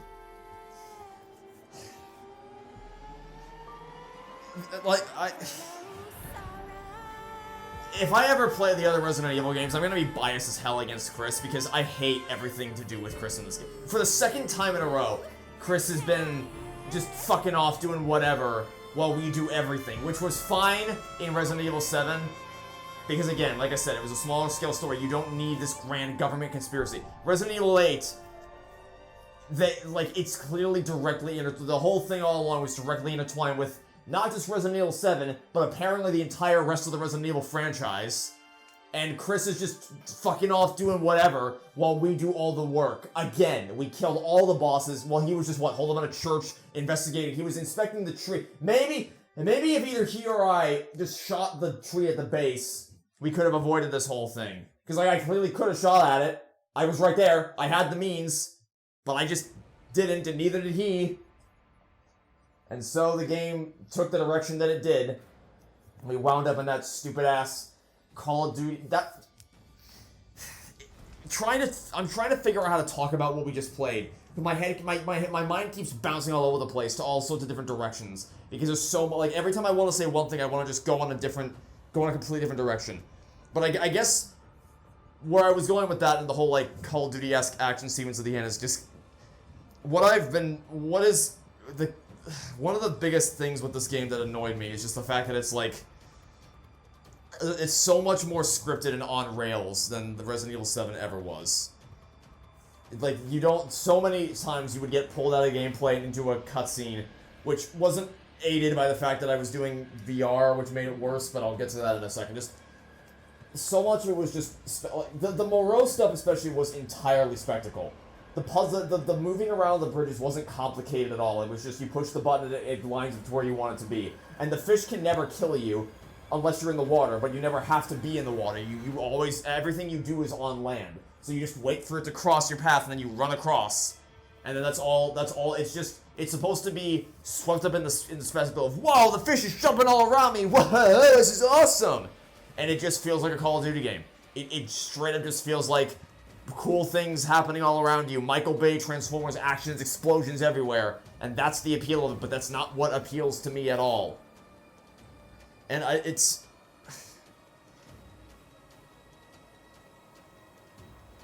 I don't know. I just don't... And the other thing is that, like I mentioned last time, I don't think that all the different sections of this game mesh together at all. Like, it just... Like I've been saying, not only do the sections in this game feel like they were just made by completely different teams, or maybe even different studios with how disconnected they are, but none of them feel fleshed out. Everybody in this game feels hollow. It's all just spectacle. It's, oh look, tall vampire lady with a very soothing, ominous voice. Woohoo, be scared. And that was all the meme value of Lady D and people simping over her. That's all there was to it. The doll lady, again, and it's like, there is stuff you can read about them in notes all over the place, but that's not meaningful, that's not substantive, that doesn't let me get a peek into what life was like for these guys, and what their personalities were, how they bounced off each other, how it all went so wrong. Everybody just feels, and Shrek Moreau's whole thing was just, oh, woe is me. But I don't care when all he's done so far. Like, our first major interaction with him was him tricking us. So I don't care about your sob story after you try to pull that shit. Again, Heisenberg's the most reasonable one, because he actually wanted to help, but Ethan, because he's stupid, didn't care. Now what?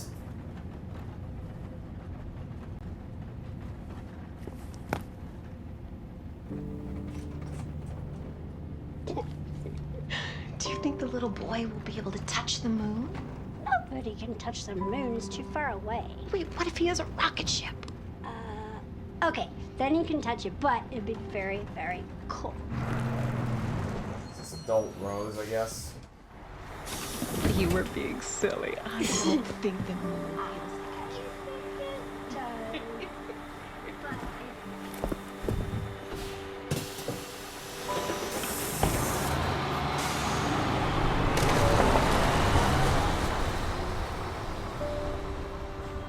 Going to see Ethan's grave, I presume.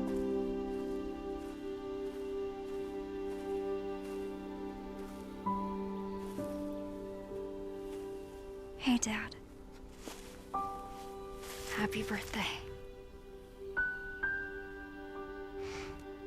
Sorry I missed last week. I have a lot of tests coming up. You know how it is. Let me guess, she's gonna be the protagonist of Resident Evil 9. Oh boy, howdy, who it is, look who it is. Damn devil. Duty calls. I love you.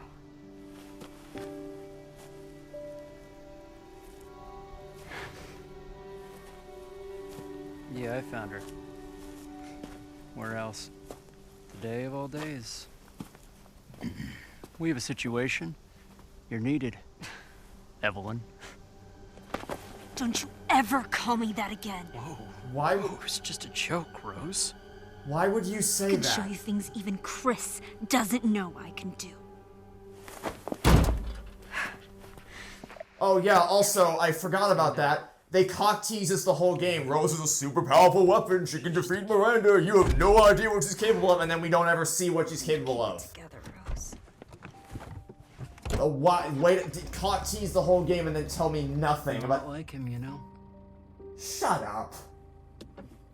That's not a compliment. I know.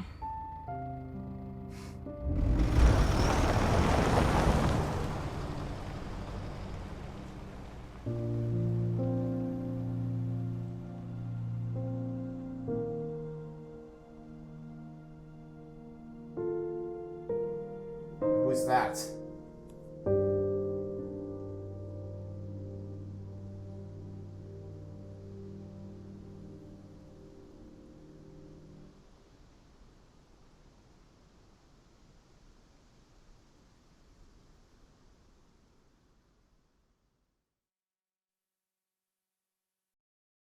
The father's story is now done. Completion time, just under 12 hours. Yeah, I don't care. I'm not gonna... What is this? When you load the completed data, some things will carry over from your completed save. Sure. Yeah.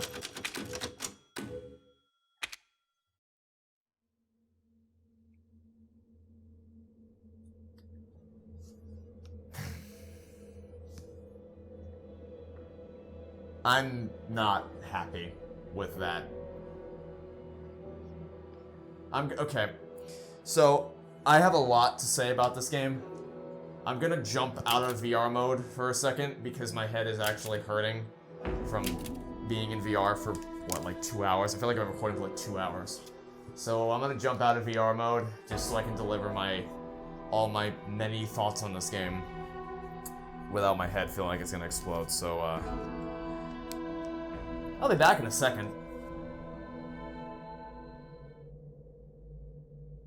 Yeah, so where was I?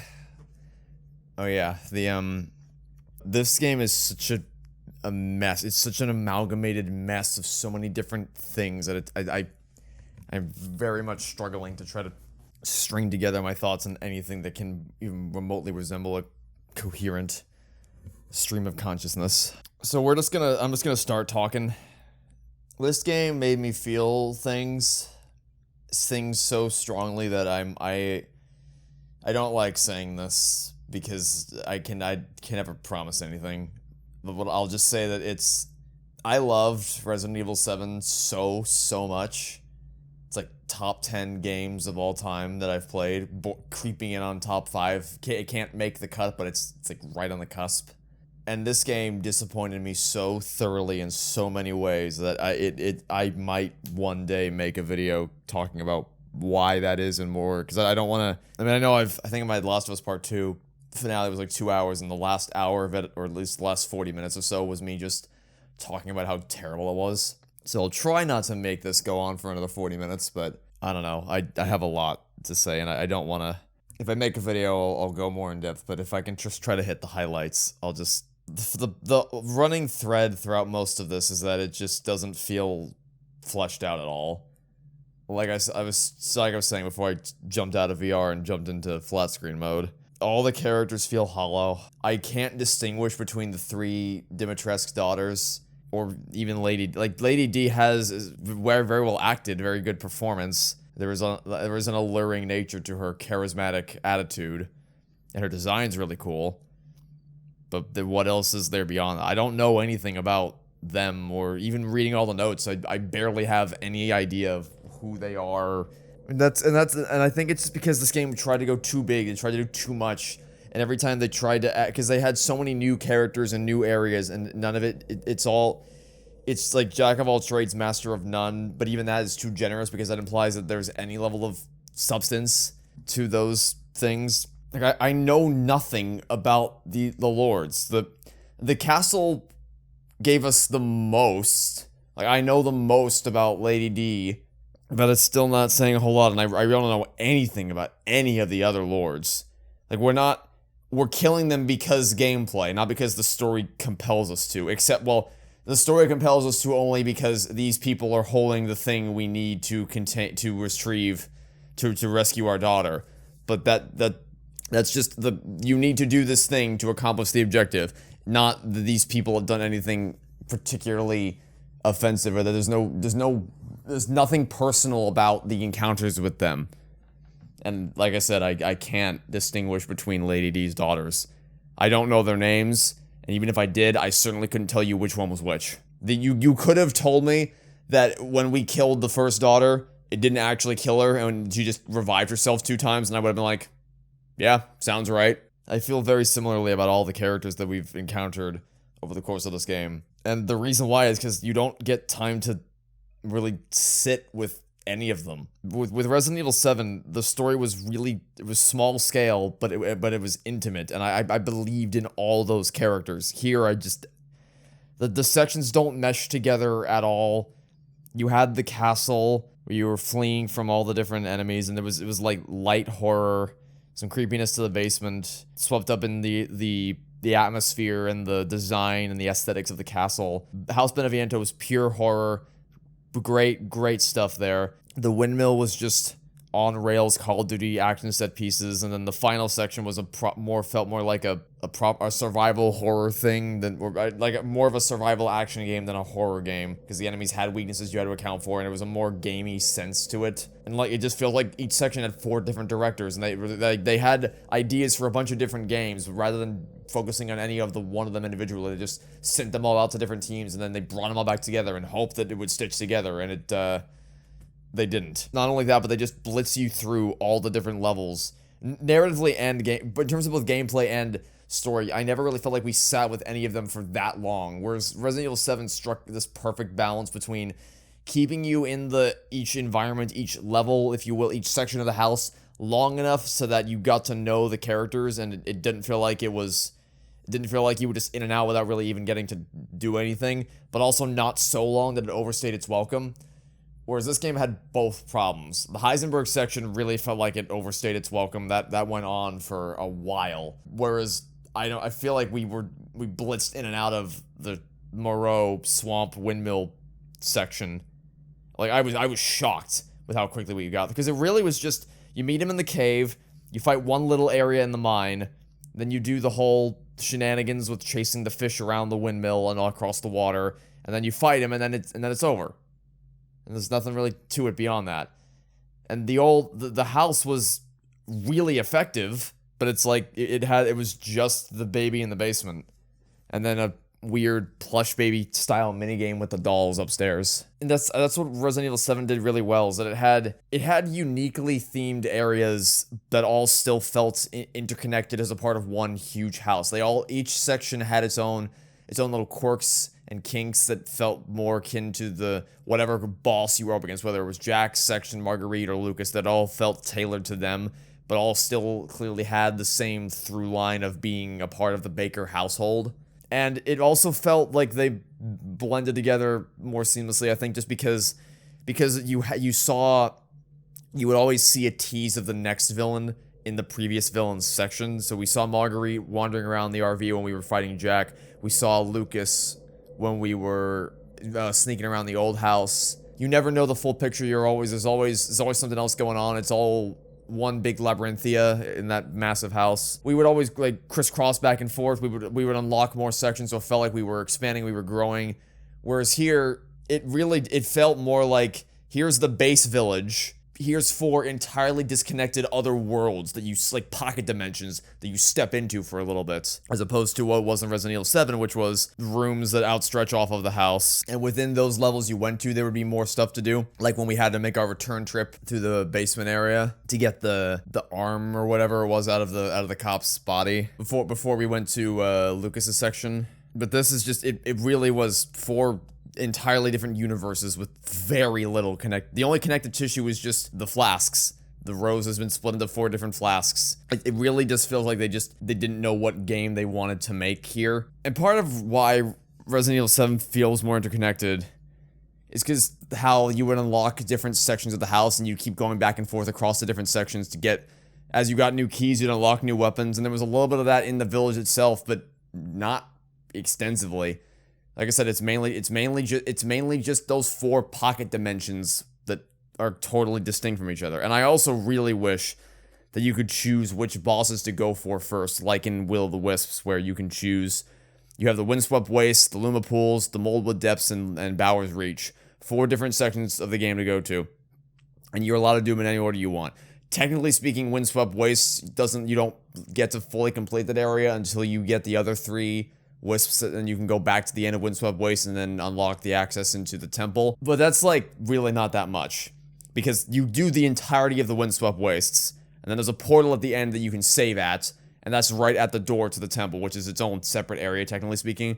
So for all intents and purposes, you can do them in any order you choose to. And there are benefits to doing them in different orders, because there's an ability that you may get in one section that you need to access certain areas in another section that would otherwise be off the limits, but then it also goes in both directions and vice versa, and it's a matter of what do you believe is the most optimal order to do this in. I have my answer, other people will certainly have their own answers, and then of course there's the technical official order as to how you're supposed to do them, if you go by the order in which the tracks related to those individual sections are listed on the official soundtrack release on streaming platforms. And that could have been the same thing in this game, where you get a gun or you get a tool in certain areas that allows you to access something in a different area, and there could have been a reason, but that doesn't exist in this game. It's all linear. You will do these things in the order that we want you to do them, and you shall not deviate or else. And like at the end of Resident Evil 7, just to make sure I'm not like trying to put the game on a pedestal. In Resident Evil 7, you leave the house and you go off to the shipwreck and then the mines. And you do lose that hub area, so you lose that interconnectedness at some point as you enter the third act of the game. But tonally speaking, the ship and the mines still feel more aesthetically linked to the house than anything in this game did. And it still comes full circle back to where the game began in the guest house, which technically this game did too, but it doesn't really mean as much because, again, the villages were like, we would go back to the village a lot. It wasn't like some nostalgic trip down memory lane where we see where the adventure all began. That never happened in this game. It's not really a comparable example. But I mean, yes, it's like you do start to lose a bit of the atmosphere and interconnectedness by the end of Resident Evil 7, but that's only for the last 2 hours of the game, maybe 2 or 3 hours of the game, I'm not entirely sure. Whereas this game, it's just the whole thing, constantly.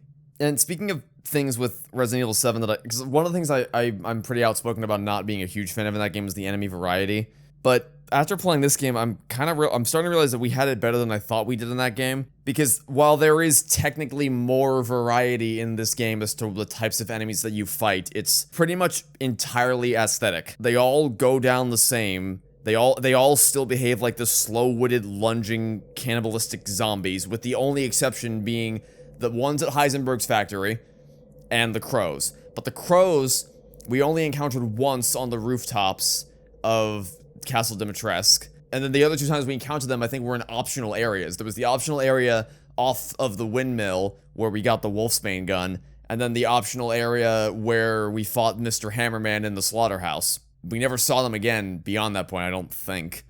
And then Heisenberg's factory was almost, it's like they backloaded all of the enemy variety, and then left the rest of the game out to dry on that in that front. Because yes, in Resident Evil 7, it was all just mold monsters, but there was still more mechanical variety to them than what this game had. Because you had the base mold monsters, then you had the crawler mold monsters, and then you had the big fleshy vomit mold monsters, then you had the ones with the bladed arms, and they all did different things, and they had different strategies for taking them down. Which became really apparent when I played on Madhouse, and I had to really learn that game's mechanics in order to get through it. Because, like, something I kept saying in my LP of that game is that I kept thinking that the mold monsters would stop scaring me at some point because it was the same enemy over and over again. But they never did stop scaring me because they kept evolving over the course of the game. So there was always something new I had to learn. But by the end of this, I was so sick of looking at those goddamn zombies. And even in the brief time spent in Heisenberg's factory, I was already getting sick of those stupid-ass robots, which is weird, because I really liked the robots at first. I thought it was a breath of fresh air after the zombies, and that they had actual weaknesses. Although maybe that's just because there was so many missed opportunities in Heisenberg's factory anyway. As far as, like, in the hallway when we first saw all the the cyborgs hanging from the, suspended from their little holsters on the wall. And we walked by them the first time and they didn't do anything. But then when we came back to that area a second time, one of them jumped off the wall. And that felt just so by the books. Just, oh, you walk by it and it jumps out at you, rawr. But wouldn't it have been so much cooler if you came back there and they were all gone? Like, you didn't even see them move, and now you're like, where are they? Where do they go? Where could they be? Are they around the corner? Are they behind me? Where are they? I feel like that would have been so much more impactful for a horror game. But that's the thing. That's the other underlying problem that I have with this game, is that it's not a horror game. I mean, it's like, and I don't mean that in an asshole way where you watch a comedy that you don't laugh at, and you're like, whoa, I didn't laugh at this comedy, therefore it's not a comedy, because that's not how genre works. It can be a failed comedy, but it is still a comedy in the same way that It Chapter 2 is a horror movie, technically speaking. But it's funny. I laughed a lot at it because it's so fucking stupid. But it is still a horror movie. When I say that this isn't a horror game, I mean that it's not trying to scare you, really. Like, there are sections where it's trying to scare you, but it's clearly more there's a much stronger emphasis in this game on the combat and the action set pieces than anything to do with the horror elements of it, which I got a feeling that, like, I got that feeling really early on, pretty much right when we entered the castle. I was like, I'm getting a bad vibe from the way this is all presented to me so far. But I kind of brushed it off because we got a little more horror in Castle, like baby steps into the horror genre, and then when we get to the House Beneviento, they really started to hit you hard with it. So I thought, oh, okay, they're just easing you into it. No, they were not easing me into anything. They front-loaded all that stuff, and then the rest of the game had none of it. And that's the problem when it comes to this game, is that, like, the combat is perfect. It's functional. It's fine. It's perfectly functional, just like it was in Resident Evil 7. But it's also so simplistic in its design that trying to focus on the combat over the horror isn't sustainable for the course of the entire game. Because every enemy dies the same way until you get to Heisenberg's factory. And it also doesn't really help, because Resident Evil 7, you can get away with the fact that the combat is pretty bare bones. And it's just pretty simplistic. You have different weapons. You have shotgun, pistol, grenade launcher, all these different, pretty basic distinctions between the weapons. And there's not a super in-depth combat system. But you can get away with that because he's Ethan Winters. He's an average guy who just got thrust into an insane horror scenario where he has no idea what's happening. So he isn't properly trained in all these things. He's just doing what he can to survive. So you're not going to see him doing some Master Chief level maneuvers. But then you get to this game where apparently Ethan's had a whole lot of military training, so the simplistic nature of the combat doesn't really work as well anymore. Especially not when the horror, like, there were a lot more cheap jump scares in this game than there were in Resident Evil 7. I mean, it had them. Well, I wouldn't call any of the jump scares in that game cheap, but they did have them. Like, but when I think of the jump scares in Resident Evil 7, I think of the one in Mia's flashback tape where you're crawling under the house, and then the lights go out, it's pitch black, you can't hear or see anything, and then the lights come on, and Marguerite's right in front of your face. There's no loud noise, no sudden "Wah!" that's trying to make you jump. It's just the fact that she wasn't there, and now she is, and she's right in your face. And then that's the scare that hits you. It's not like, "Wah!" and something jumps out at you, and then you're supposed to go, oh my god, I've been startled, because I'm a human, and that's how I react to things that are loud and in my face. Or, one of my favorite moments of the whole game is when you're in Evelyn's room, and you get the D-Series arm, or whatever. I keep mixing up the different pieces that you need to get to make the cure. But after you take it, you hear the music cue. Like, the music there's a music cue that makes you think that there's going to be a jump scare. It's like classic textbook horror music. So you turn around expecting there to be something horrible behind you, but there isn't. But what you see instead is Evelyn's legs standing outside the vent, or the hole you had to crawl through to get here. That shit scared the hell out of me. And there wasn't even a proper jump scare. That's the stuff that Resident Evil 7 did well. But what this game did is, oh my god, a board fell over in front of you. Please jump. Oh my god, something fell from the ceiling and then made a loud noise. Please jump.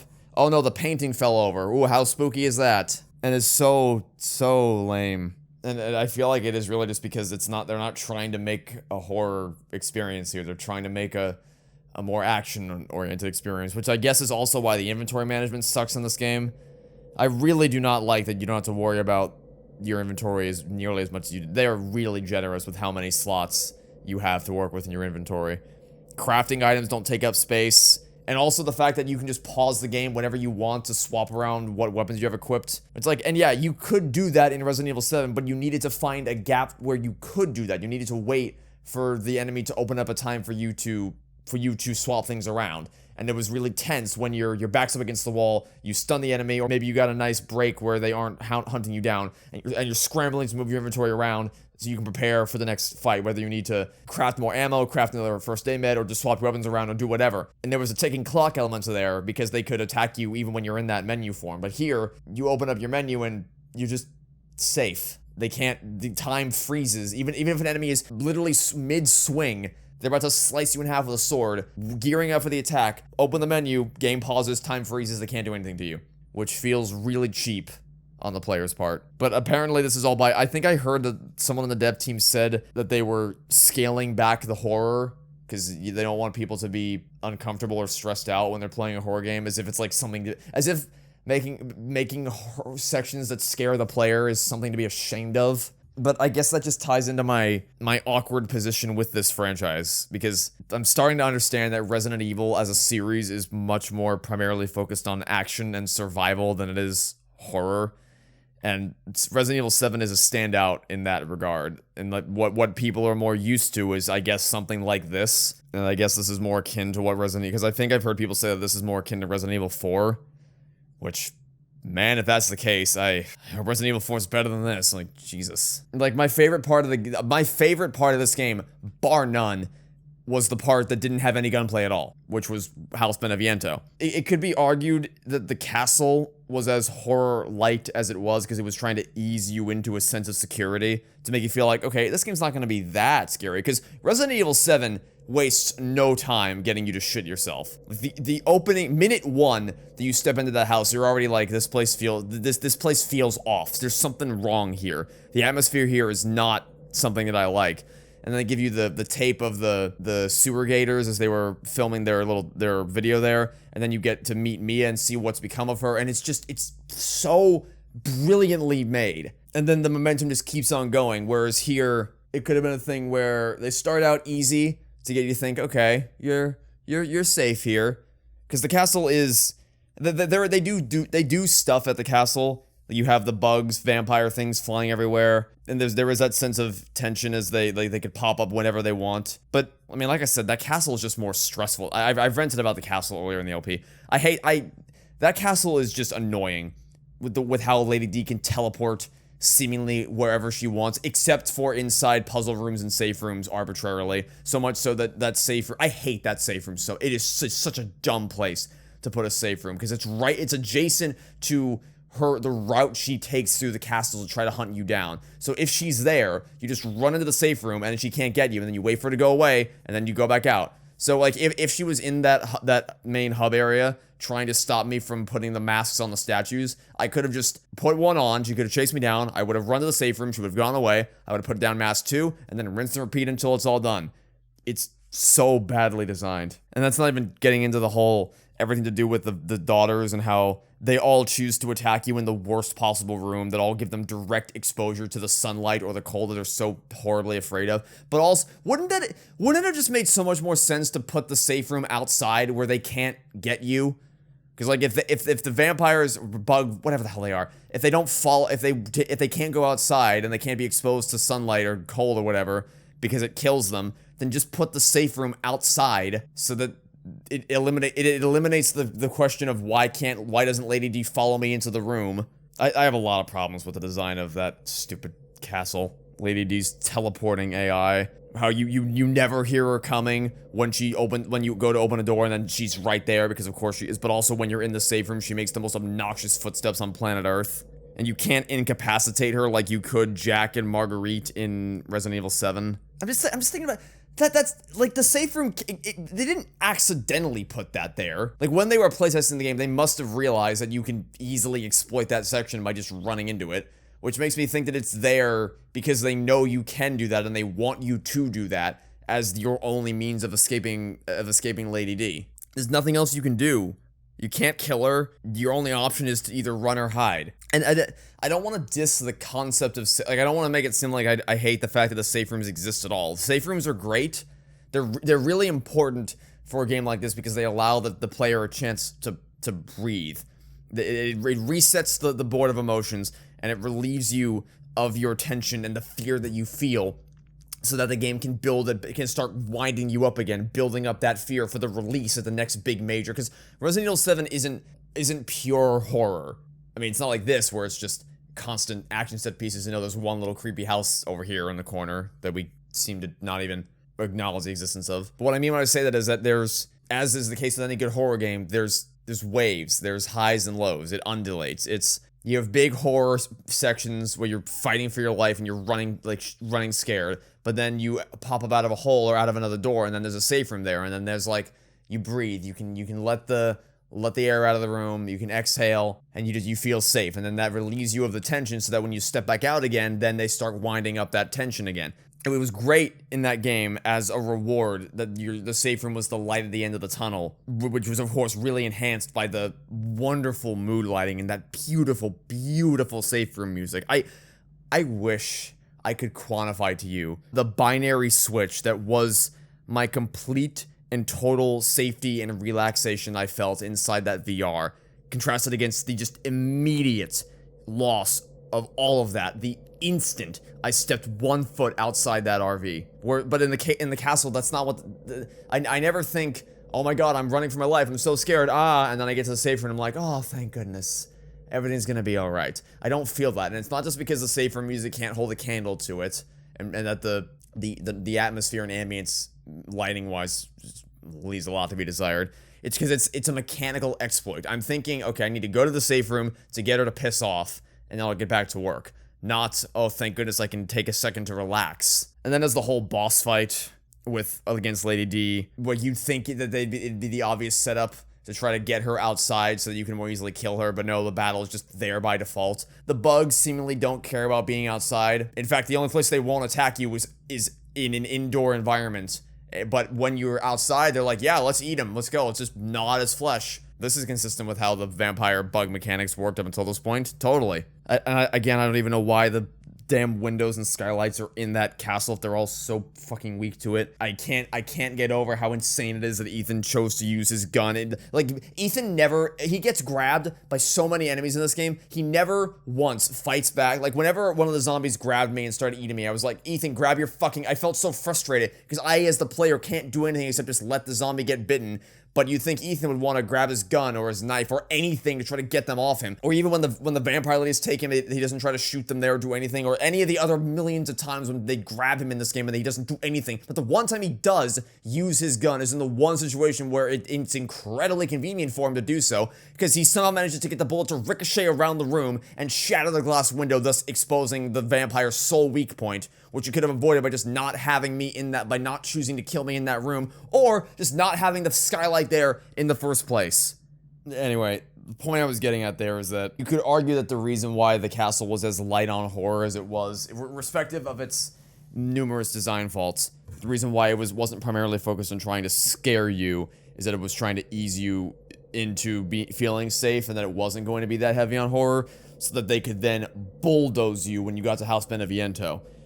You could argue that that was what they were doing, but they don't maintain that for the rest of the game. The House Beneviento is a one-hit wonder of horror. I know this isn't an exact parallel, because there are more sequences that feel horror-esque in this game than what I'm about to say, but Halo Combat Evolved, the first 5 missions, purely tactical first-person shooter combat fighting the Covenant. Then mission 6 is when they mix it up a little bit and they throw you into a horrific sequence where you meet the Flood for the first time, and I think that scared a lot of people more than a lot of actual horror games. And they don't maintain that for the rest of the game. The Flood are still a threat, and they're still terrifying, but the actual sense of tension and escalation and buildup that went into the reveal of the Flood is only for that one specific section, and it's effective for that game, but you also wouldn't call Halo Combat Evolved a horror game. That's ridiculous. No one would ever do that, because it's not. It's a first-person shooter game that has one really creepy section, and that's kind of how I feel about this. It's just that. It's just the house, and then the rest of it is just... I liked the game less and less as it went on, because it just became less and less concerned with trying to convince you that it was in any way attempting to elicit a sense of fear from the player. And then they throw you right into the Moreau section, which is, like, technically speaking, probably the worst part of the game. Gameplay-wise, I mean. It's the shock value of that fight. Like, you go back, if you listen to the LP, you can hear that, I mean, I'm very much caught off guard by the shock value of that section, but it's all superficial. It's all just the fact that a giant fish is trying to eat you, but it can't ever actually get you so long as you're not in the water, which you never have to. You don't have to be in that water to do. There's nothing about the solution to get out of that section does not require you to enter the water at any point. You stay on land, and then you cross over a little bridge or a wood plank in the water that you just have to wait for the fish to pass by, and then you jump across, and then you're done. And that's so much of this game personified, is just the extravagant spectacle of being tossed into these crazy situations, like the escape from the Four Lords right at the beginning of the game when you first arrive at Castle Dimitrescu, and you have this big escape sequence where you see all the enemies for the first time, and you're running for your life, and you're thrown down into a mine shaft, and there's the big spinning propeller blade thing trying to chop you up that somehow didn't just pull me into it when I used it to cut my handcuffs off, but nevertheless, I digress. Big Hammer Boy showed up, and it's all just... It feels like a section ripped right out of Call of Duty or a Michael Bay movie. Just on rails, balls to the walls, action set pieces with virtually no replay value or substance to them at all. That thing could have been cool if, like, maybe you had to solve a puzzle with the colorful bridges, kind of like the one that I did in the cave that you got to by using the well outside of the shack near where you fight Lady D that we did a couple episodes ago. But no, there's no puzzle solving involved in activating the bridges. It's all just on rails. You push these buttons in this order and then it'll do it. And like I said earlier, it all feels like it's over before it even begins. And then you get to the boss of that section, which is just probably the perfect representation of my problem with the bosses in this game as a whole, which is that they're all just bullet sponges. Especially those two hammered chieftains. Those guys were so annoying. And then they had the balls to make you fight one of them again as Chris at the end. And they aren't even, like, that different from each other. They both have massive hammers, and also occasionally they call in troops to support you. It's just that one called in the crows, and the other one called in the zombies. And I got sick of that gimmick real quickly. And of course, it didn't help that was the fight where I encountered the stupid jacket bug, where the game just wouldn't let me open the left side of my jacket, which really pissed me off, because that was where all my good stuff was. That was where the grenade launchers and the pipe bombs were.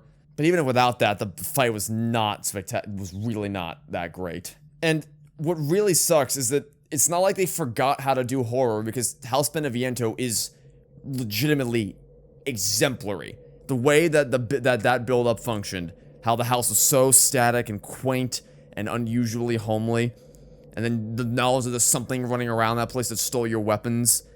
There's the escape room. I love escape rooms, so maybe a bit of bias there. But you were expecting there to be a doll there, but then it just rips out the rug underneath you when you see what it actually is, which is after the part where you creep down into the dark hallway. You hear the eerie rocking back and forth of the baby rocker, and then you hear it just get destroyed, and you hear it call, like, hearing.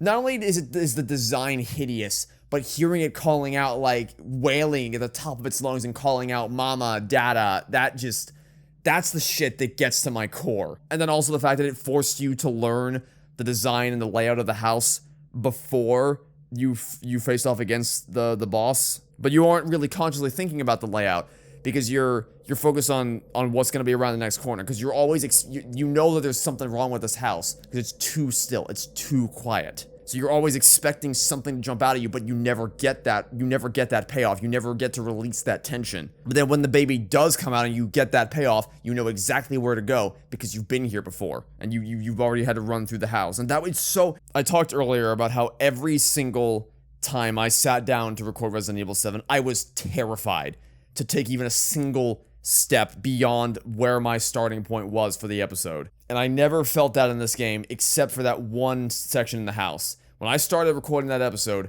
I did not want to go into that basement. I did not. I took one look beyond that door, and I did not want to move another step. And I never felt that again for the entire rest of the game. And it kills me to say that, because think of what this game could have been if they leaned more into that. If they really fleshed out those mechanics, and the design of that part of the game. This game could have been so much better than it was. And even for what it is, I really don't think it's anything special. I mentioned the gunplay earlier, which again is fine, but I don't think fine really works. I don't think that's enough when it's all you're really leaning on and the horror is just on the back burner for most of this game. Yeah, you can upgrade your weapons, and that is, I do like that the Duke is there, that you always have the ability to upgrade stuff, selling stuff, to buy more recipes to crap. Like, they did expand on that aspect of the game. But the thing there was that I upgraded my weapons, but the enemies kept getting stronger alongside me, so it never really felt like I was actually becoming substantially more powerful. I was just trying to keep up with the game as the enemies kept evolving. Which I didn't really need to do in the last game. I was just able to, get better at my gunplay skills, and that was how I was able to outwit the enemies. And also, I really, like I've said throughout this LP, I really don't think the distinctions between the guns were that significant. I could not tell what the difference was between the shotgun and between the two shotguns we found. And of course, the difference between the handguns we found is that one is fully automatic, but at that point, it's like, it's such a simple difference that it just makes the old one completely obsolete. It makes you wonder why fire rate wasn't just an upgrade you could have had for the original handgun. It just feels redundant. And let's also not forget, talking of action and set pieces, let's not forget about the very first thing this game did. Well, no, the very first thing this game did was the mini horror section inside that shack, which was a really good tone setter. The opening of this game set the tone really well for what it could be, and then it wasn't any of that. But it did set a tone, and that house was really good. It was really, really simplistic but effective horror. But then what I was really leading into was the swarm, the swarm of zombies in the village. I don't know how intuitive that is, because I've checked out some other LPs of, like, specifically that portion because I was curious. And I can see the exact frame. Maybe it's because I'm trained to look for it because I edit things a lot. I can see the exact frame when the scene cuts from wherever you are thrown to where you... Because the way that works is that you run around for like 6 minutes or whatever, and then the game will spawn a zombie behind you, grab you, wherever you are on the map, and then throw you into the river. And it just feels so, again, on rails, so cheap, so scripted. It's a section that's designed to waste your time. Because I didn't kill the enemies that were swarming me because I didn't think I had enough ammo to kill them. And also because Ethan said, there's no end to this. But I was starting to think that I had to kill them because it seemed like I had nowhere to actually go and nothing was changing. And turns out the reason why is because it's just designed to waste your time. You just run back and forth again and again and again until the game's clock reaches a certain threshold, and then it spawns an enemy behind you to throw you into the cutscene from wherever you are on the map, which I guess is not as noticeable in VR because it feels more real and you're more caught up in the heat of the moment. But when you're playing it in flat screen mode or you're watching it in flat screen mode, it is abundantly obvious that there's no limitations to where they can throw you from and where they can throw you. Like puzzles, for instance, it's like they don't want you to solve puzzles in this game. Because basically I think there was one, maybe two puzzles in this game where the solution wasn't outright given to you. Most egregious example is that the Music Man, his birthday on the wall. You see that and you're just like, oh, there's the safe. You see the birthday, you walk around the corner and you see a safe and you're like, I sure do wonder what the code could possibly be, which makes me wonder, why is the safe even there? If you're gonna make it that obvious, if you're gonna put the solution to the safe right next to the safe, why did you even bother? What's the point? I liked the one, even though the solution was technically right there, they at least got a cool moment out of the one where it said, look out the window. There's some cool stuff, but a lot of it is just, you're in a room with a puzzle, here's the solution, do exactly what the solution says. And that's so lame. The one that I thought was really neat when I first did it was the sheet music one. Because I initially thought it was really cool that you have to read sheet music, and that it's actually a skill you have to have. I said in the moment that I couldn't read sheet music, but I think I need to amend that slightly. It's not that I can't read, it's not that I don't understand how to read sheet music. Like, because as you saw there, I was able to, I do know in my head the FACE thing, and then I can fill in the gaps from there. Like, if I had to take a written test transcribing the notes of a song through sheet music, I think I could do that. But I couldn't play a song like that, you know? Like, you couldn't drop sheet music in front of me and just expect me to be able to play it proficiently on site. So that's what I meant when I said that. But, again, I thought that was cool. It's like, oh, that's neat. You need to know sheet music.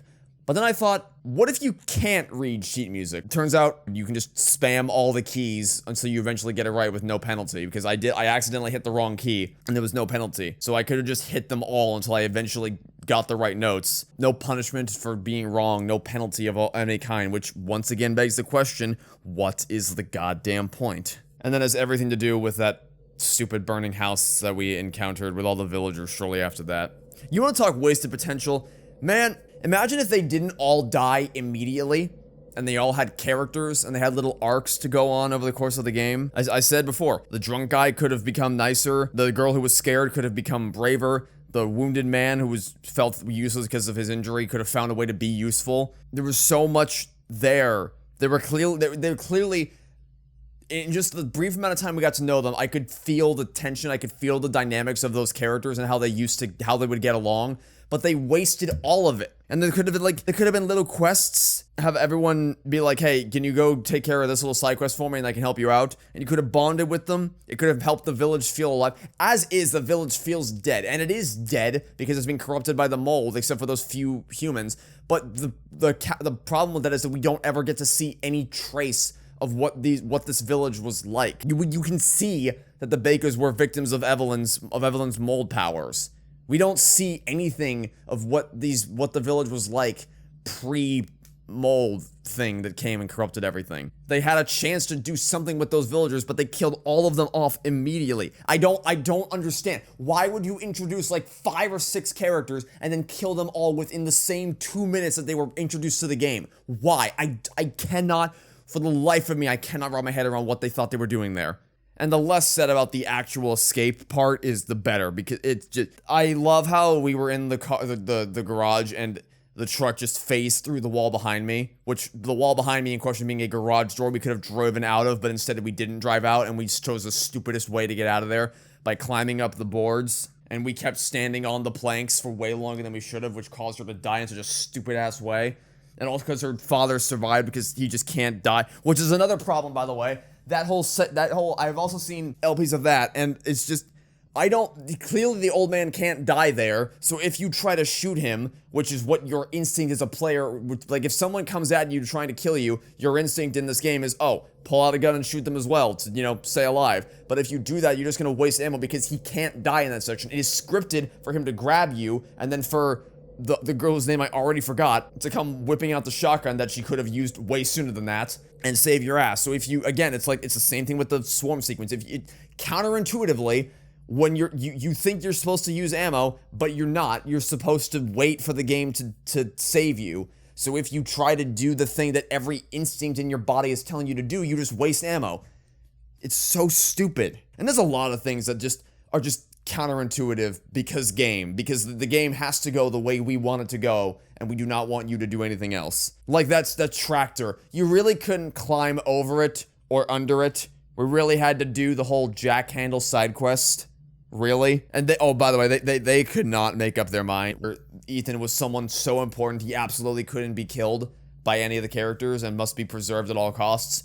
Or Ethan is the worst and we will kill him right now. And the reason why is because they keep oscillating between what's right for the gameplay and what's right for the story, because narratively they need him alive, but gameplay wise we need a reason for the player to fight them, and so they try to kill them, even if it doesn't make any sense. But then again, I guess that's as good a time as any to start actually talking about the story of this game, which is by far the worst part of it. Bar none. The worst thing about this fucking video game is the story. Like, holy shit, man. Positive, because not many of those. They let you skip, I think, every cutscene now, and you can just walk past NPCs. Like the girl in the house, I think I could have just walked right past her instead of the one we were escaping the burning house with. I think I could have just walked around her if I wanted to, instead of... the most annoying part of Resident Evil 7 on subsequent playthroughs is the opening hour. It works good in the first playthrough because obviously you're there with Mia, you want to figure out what's going on, and you're trying to talk to her, so you want to listen to what she has to say.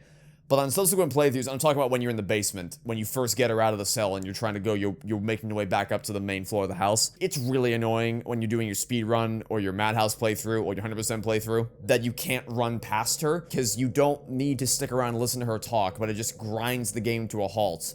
and you have to listen to her ramble on, and you can't, there's invisible walls that prevent you from getting past her. And then there's certain cutscenes like that just, you can't skip, no matter what you do. But this one, in this game, I think, because I would accidentally hit a button on the controller that would bring up the skip prompt, which I feel like probably means, I'm willing to give the benefit of the doubt and say that every cutscene in this game can be skipped, which is nice. Mainly because I don't want to ever have to listen to this story again, is the main thing there.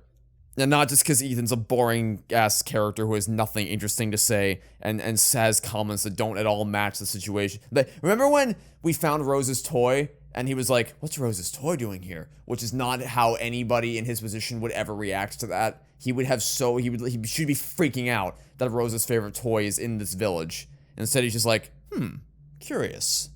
Anyway, he may as well just be a silent protagonist. It would probably be better if you were just able to fill his lack of reactions with reactions of your own as the player, instead of constantly fighting against what Ethan is saying and doing.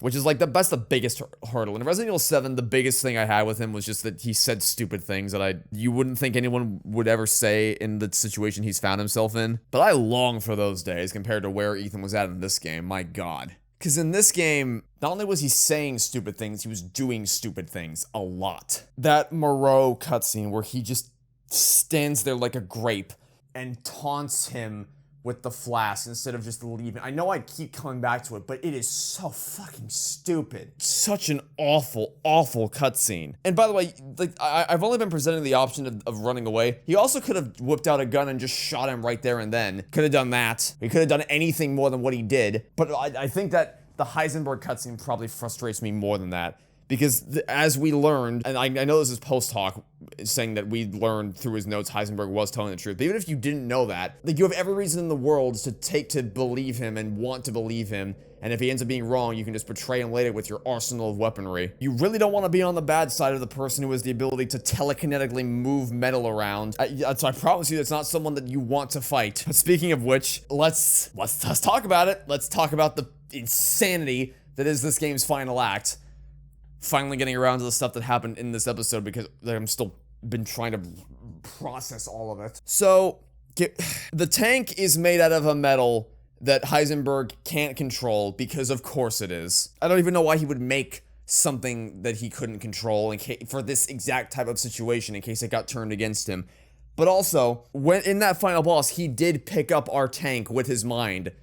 So, which is it? Is it immune to his powers or is it not? Oh, and I also love that we only got that tank because Heisenberg, we finally made our way through that shitty factory. We got to Heisenberg, and then he decided that he doesn't want to kill us. He launched us away. We got thrown to the bottom of the factory, which put us right next to the room where Chris was with his tank, which also was right next to an elevator that leads you directly to where we needed to fight Heisenberg. It's all contrived. Everything about the end of this game is so shittily written and contrived. It all feels, you just keep getting ping-ponged from boss to boss. You reach Heisenberg, you're launched down, you into the room or near the room with Chris, where he then gives you the tanks to go fight Heisenberg again, where Mother Miranda just happens to be there, kills you, then you wake up in Duke's truck, where he then takes you to the final boss. How did he even... the Duke is so... They really should have just left him as a gameplay thing for the shop, and not had him be the reason that Ethan shows up at the final boss. That was a terrible mistake, having him drive you there. Because then that just brings... now we have to question. I was willing to let it go, like the mechanics of how he goes, how he ends up everywhere around the map, how he keeps teleporting around. I was willing to let that slide as just a gameplay thing. But then you made him a part of the story, and you made him the reason that Ethan gets to the final battle and saves the day. And now I have to think about the mechanics of it, because it's pivotal to the story if I don't. And I can't... I don't know how Duke physically would even drive to that location, given the topography and geometry, and even the layout of the map. And I'm not even going to talk about the Call of Duty, the Chris of Duty action sequence, where you have unlimited ammo, and it's just balls to the walls, run and gun, kill everything, use a target locator to... Hey, Chris, man, maybe, if only you had used that goddamn target look. Do you like how he fired a single shot at the boss and then fucked off? She shot Miranda once in the head from some, I don't know where he was. I don't know how he got the shot, but he got a shot somehow. And then he didn't fire any other bullets. Okay.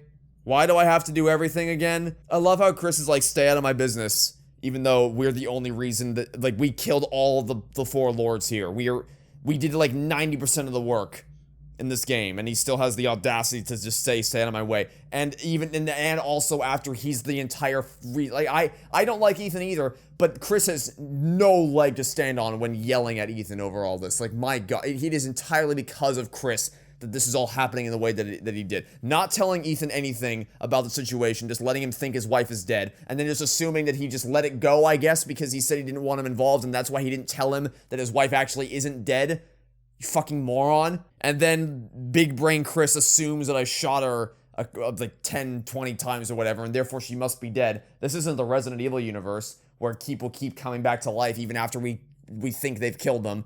I definitely don't want to burn the corpse to make sure, and I also definitely want to make sure we put her in the same truck as Rose, the infant daughter, and Ethan, because nothing could possibly go wrong there. And I also want to make sure it's driven by my most incompetent employees, one of whom has a phone that's charged to like 2%, so that I can get a single call to tease you for the story, and then nothing else, because writing is hard. Like, does the game think I just forgot about the insane arsenal of endless infinite ammo Chris had in the last section that allowed us to effortlessly decimate the enemies, but also simultaneously wasn't there to help us kill Miranda, and also wasn't there for the entire rest of the game, leaving us to do all the work for him. Thanks, prick.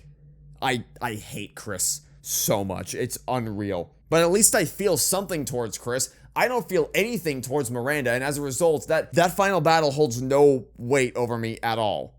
Like, they give you a little taste of Mother Miranda and the sort of the religious cult-like hold she has over the village at the very beginning when you meet those people in the burning house.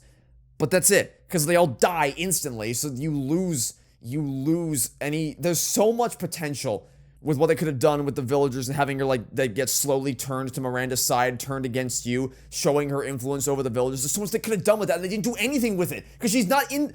That's the other thing, is that they do the exact same fucking twist that they did in Resident Evil 7, where it's like, the old, remember, like, how Granny, and we kept memeing about how Granny was secretly the big bad, and then that actually was the case? Well, guess what? They did the same thing here. The crazy witch lady you met in the first episode, she was Mother Miranda all along, just in disguise, because she's a shapeshifter. Just like so many other things. They copied the dinner table scene. They copied, like, the motivation of the villain, which is, I want my family back. Evelyn wanted a family. Mother Miranda wanted her daughter. They both wanted. It's so. You can't just copy those things from the last game and expect them to work automatically, because you're missing all the context and all the supporting references that make those things work. And also, in Resident Evil 7, the whole game was about Evelyn. It all happened because of Evelyn and because of her because of what happened on that ship with the bioweapon. And the game keeps reinforcing it.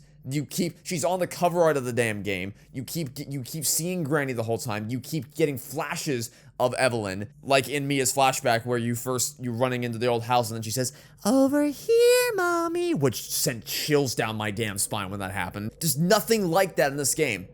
You just people say the name Mother Miranda, and I'm like, okay, who is that? Who is that? Who is that? I don't know who that is. Can you tell me even a single thing about her, except that I guess she doesn't like Shrek or the ogre, the Moro, whoever. Like, I just keep seeing people say they like the religious cult stuff at the beginning, and then Heisenberg wants to kill her, and Shrek feels like he's trying to prove himself to her. I don't know her. I don't know who she is. I don't see any of her impact on anything in this game. I don't care about her. So when she finally shows up, I don't feel anything. Like, mechanically, the final boss is pretty sound, except for the part where it could have ended immediately if Chris just decided to be useful for once in his goddamn life. But narratively, it's just so underwhelming. But then we have the biggest fuck you of all, which is what happens to Ethan at the end of this game. Because, holy shit, they just completely retconned everything about the last game. They recontextualized everything. It's like, yeah, guess what? It turns out the whole time, Ethan actually was just dead. Like, for the first moment, when Jack knocked him out, that apparently killed him. He is a superhuman. He has that superhuman punching glove thing from the end of Zoe DLC that knocked his lights out. That killed him, and then he apparently regenerated, and he's just been a mold, mushy monster thing in the entire game. And no one ever cared? Like, how did no one detect this? They established at the beginning of the game that they were keeping an eye on Mia and Rose after the traumatic events of the Baker house, like regular doctor checkups to see what was going on. No one cared about Ethan. No one thought, hey, maybe after being exposed to the mold for all that time, he might be, I don't know, infected himself, which apparently he wasn't, but what he actually was a whole lot worse. He was just dead the whole time, made entirely out of mold. No one batted an eye, but no one batted an eye, but also somehow Mia knew and Ethan didn't know. How did Mia know but Ethan didn't? And how did Chris know? It doesn't fucking make sense. And why does he just start falling apart at the end? Like, well, I mean, the actual reason why is because they just want him to die. They have their big emotional sad scene at the end where Mia is crying out for him as they fly away from the village. So I guess they're just like, his generative powers have been exhausted, I guess. Even though the Mutamycete clearly is still fully operational, there's no reason why his power should be weakening right now. I guess he's just crumbling to pieces. Because he is. The absolute insanity of telling us that Ethan died 3 years ago, and then 5 minutes later telling us, oh, by the way, Ethan's dying now, fuck you. What is wrong with you? I'm not even memeing. Who wrote this? Who would write this shit? How did no one was like, you know, that's pretty fucking stupid. Maybe we should go back to the drawing board, nuke this story, and start again from scratch. And then you have badass Chris, this alleged, I mean, I don't think he's a badass, I think he's a fucking idiot. Because all I know of him is from this game, and I guess I'm not a hero DLC, which is trounced by this shit. But someone who we're supposed to believe is incredibly capable, just lets Ethan rip the detonator out of his hands and doesn't even try to resist it. And of course he does this right as a group of moldy tentacles blocks their path so he can't get it back, but also what happened after Ethan gave him the detonator in the first place. Which I guess you could argue maybe he had control over the mold monsters and or over the mold, and that's why he was blocking, like he was deliberately blocking him off. But if he has that level of control over the mole monsters, I think he could have been putting it to better use than just blocking his path between him and Chris. And it pisses me off that this is all because it's so clearly just like, what should we do for this game? I don't know. Ethan was dead the whole time, I guess. Never mind the fact that it doesn't make any sense with what's been established. And that you'd think surely this would have come up in some conversation by now. You'd think that if you actually planned this little Ethan was always dead twist, then it'd just be black moldy stuff spurting everywhere and not, you know, human blood on the screen. Surely if this was actually planned from the beginning, like, apparently I'm supposed to believe that ever since Resident Evil 7 he's been dead all along. Surely if that were actually the case, there wouldn't be blood spurting all over the screen whenever he sustains damage. Oops. Did you think I just forgot about all that shit? But they just invented all this horse shit to rip away the ending of Resident Evil 7. I don't like Ethan as a character, as I've made abundantly clear by now, but I care about him and his family. I want them to have a happy life, maybe more so because of Mia, because Mia's actually good and Ethan is shit. Which, by the way, can I just say how much I really love that Ethan and Mia didn't get even a single scene together in this game, because Mia at the beginning of the game was Mother Miranda, so they never crossed paths at any point in this game. She didn't even get to say goodbye or anything to Ethan. They just said fuck you, I guess. And I also really, really love that Mia is nothing but a damsel in distress in this game. That's really, really cool, guys. I'm so happy that you were so obsessed with big boob, tall Lady Dimitrescu that you didn't stop to think, have we ridden Mia like shit in this game? Have we just thrown her off? Have we just put her out to pasture? Nah, we're fine. We're good at writing stories. We definitely didn't just erase all her moral ambiguity. Nope. There definitely wasn't a whole thing in the last game where she was a part of the team that was escorting the bioweapon, and there was like interesting conversations to be had there about what her intentions were, and she wasn't just a squeaky clean princess you had to save. But in this game, literally, she only exists to be kidnapped, replaced by Miranda, and then shoved in a cell to be experimented on, or whatever the hell they were doing with her down there. I don't know, I don't care. Until the end of the game, where she can then say, oh, by the way, I've known the whole time that Ethan's dead, by the way. No one did anything about this, because we're all idiots. Oh, and I really, really, really love that Ethan never once ever asks Chris about Mia. In any of the scenes, he always is yelling about, where's Rose? But he never asks about Mia. Never. Just nope, never thinks to ask about where Mia is. But Mia asks where Ethan is, because again, Mia's great, Ethan's shit. Imagine how much better this game's story would have been. By the way, a total non sequitur. Just thought into my head. Imagine how much better this game's story would have been if Rose wasn't a baby and she was like even just a little bit older, so that we would have a connection with her. We would have had to be able to like talk to her in the beginning of the game. Maybe we could even have talked to her, I don't know, spirit. Her spirit was calling out to us through certain areas of the village or the flasks or something,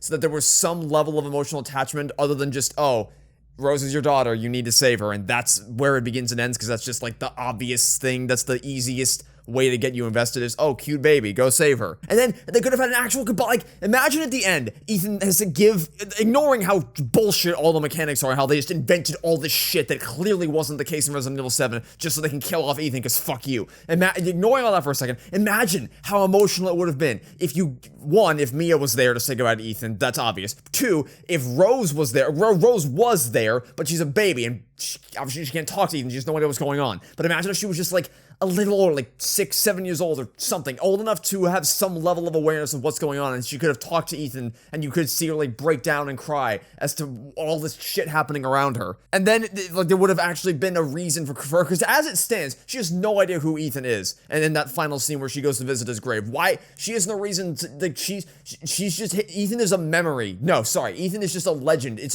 a story to her. She doesn't understand. She has no memory. She has no connection to who Ethan ever was. But if she was older, just a little bit older, that wouldn't have been the case. But because you're shit at writing, you didn't do that. You wasted all the, like, that's like, again, it's the easiest. Fucking Last of Us did this. Last of Us, Walking Dead, it's like the easy thing to do. I think even God of War did this, because it's so easy to do. It's just like the most common thing in the world. I digress. It's fine. Anyway, what was I saying? I was saying about how, Ethan's shit and Mia's not shit. But I still care about them both as a family, and they just fuck them both over. What's going on with Rose now? Is she just like, is she going on to work for Chris and his Goonies? Like, it makes me wonder if she's just gonna do her own thing now, and that the family is fractured forever, and she's not even gonna, she and Mia don't have a relationship as a mother and daughter anymore. Like, I don't know. I guess that you'll have to play the DLC to find that out. But I hate this. I hate it mechanically, because it doesn't make, none of this makes any sense. The more you think about it, it just crumbles. But just broad strokes as for what they were trying to accomplish here. Why? Why was this the ending that you had in mind for this game? That Ethan just dies? It's like they wanted to tell their own new story about this village, but then they had to shoehorn the Resident Evil 7 characters into it because Resident Evil 7 was really popular and it sold really well and people really liked it. So they're like, well, we gotta do more of this, I guess. But the reason why it feels like they're shoehorned into it is because they're barely relevant to anything that's happening here. Mia is gone for 90% of this game. Ethan has no character beyond, I want my daughter back. And also, never asks about Mia. Like, he doesn't ask Chris about, hey, where's Mia? He doesn't ask anything about. It's all focused around Rose. Mia isn't even really relevant to any of the story until the very end when Chris finds her in the cell. That's how little she matters to this game. And even Ethan's just a walking mushroom. He doesn't have a character or personality that isn't just getting his daughter back. It's so, anybody else could have been the protagonist of this game, and probably should have been the protagonist of this game. Because, like, when they then try to tie this already broken story together with the other games in the series, it fumbles over itself tremendously. Like, boy, I sure can't wait for the next game in the series to reveal that actually the virus didn't originate here in this village. It originated in some distant island in the Atlantic Ocean. I can't wait to reveal in the game after that when we have to go to the moon because it's actually secretly moon dust that was corrupting everybody. And then in the next game after that, they revealed that it was actually, we're in a different dimension from where the virus originated, and it all just spirals back to some amorphous blob jellyfish monster somewhere that started all of this. It's just, why? Why did you need to do this? It's like the MCU that keeps just inventing new factions that were secretly in control of everything all along. They just keep ramping things up and making it an even grander government conspiracy that ties all the Resident Evil games together. And all in service of just annihilating the ending of Resident Evil 7 for no reason at all. And they never pay off Rose's powers either, by the way. Like, you may say, well, you gotta wait till the DLC, and I say that's horseshit. I afford no charitability toward DLC bait in any game, especially when it's not a post-credit scene that introduces something specifically designed to tease another entry, but instead it's just a conflict that was specifically set up by this game and continually reinforced by this game, but was never actually resolved. They keep saying Rose is super powerful, we can use her to kill Miranda, and then we never find out what she can do. I'm mad. I am very mad at this. This isn't why did they think, because it's not, you can make a sequel where the mission statement from the start is this character's gonna die. Like, spoilers for Halo 4. Halo 4, you start up and it turns out that Cortana's gone rampant because of how many years it's been since she was put into service, and then the whole game is spent grappling with that mortality and exploring the Chief and Cortana's relationship because of her ongoing rampancy, and then she dies at the end. Don't think about Halo 5. She dies at the end. And that's, like, really interesting because it allows the characters a chance to explore their relationship when they didn't get to do that extensively in the other games. So it's a really valuable dynamic that starts because of the fact that Cortana is dying. But there's nothing like that in this game. It's not like we find out that Ethan is a mold monster early on and then it really goes hard on developing Ethan and Mia as characters and exploring the bond they have. They don't matter to this story. It's all about big boob tall lady and then Shrek Ogre Man and fucking Say My Name Titanfall Man. That's who matters to this game. And then Mother Miranda, I mean, it's hard to say that they matter too because they also get nothing to do. They're all just hollow husks of characters. But at least there's focus on them. More so than Ethan and Mia, that's for sure. So when at the end, when he does, it doesn't mean any, I don't understand mechanically why he would have to do it, and then just, like, thematically and from a high storytelling level, ignoring the mechanics of why it's happening. I don't understand why they even would want this to happen when they didn't leverage this decision in any meaningful way. It really just feels like, ooh, we've subverted your expectations, we've ripped the rug off from under you, turns out Ethan's been dead for 3 years, oh my god, can you believe it? That's it.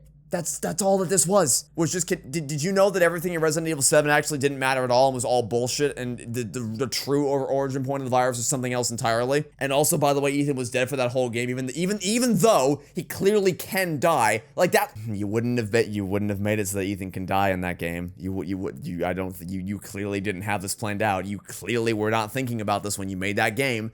Ethan clearly is capable of dying. But then when you made this game, you're like, oh, well, he's a mole monster now, so he can just survive any bullshit we throw at him, including his hand getting ripped apart and chopped off constantly. And also we can rip his heart out, and that still won't kill him, but then at the end we kill him anyway. Fuck off. It's so goddamn bad. It was such a good story. It was so simple, so endearing, and so fully well realized with all the characters, all the Bakers, Ethan, Mia. It was all so well put together. Like, you really, just that opening video of Mia talking to Ethan, so much intrigue there, there's so much emotion there. It makes you feel like you're in Ethan's shoes and you want to go save her. You want to go get her out of that hellhole. You're emotionally invested in this story. I never felt that way at any point in this game. And I hate that, that's because they didn't focus on the character. Nothing about these characters was in any way relevant to anything. It was all just in service of doing their shitty little retconning in the world building and having their big fan service Chris moments and just trying to make it as balls to the walls insane as possible, no matter how badly it affected the integrity of the story and the characters. And it all culminates in Ethan making stupid decision after stupid decision and ultimately sacrificing himself for no goddamn reason. But we need to have our big emotional ending because of bullshit circumstances that we invented in this game by retconning it. I'm not happy, Bob. Not happy. I feel like I'm not being very articulate right now. I'm just pissed. I'm pissed that, like, the whole reason I wanted to play this is because, well, one, because it was in VR, which I guess I'll talk about that in a second because, oh boy, the VR mode in this game is a whole other can of worms to open.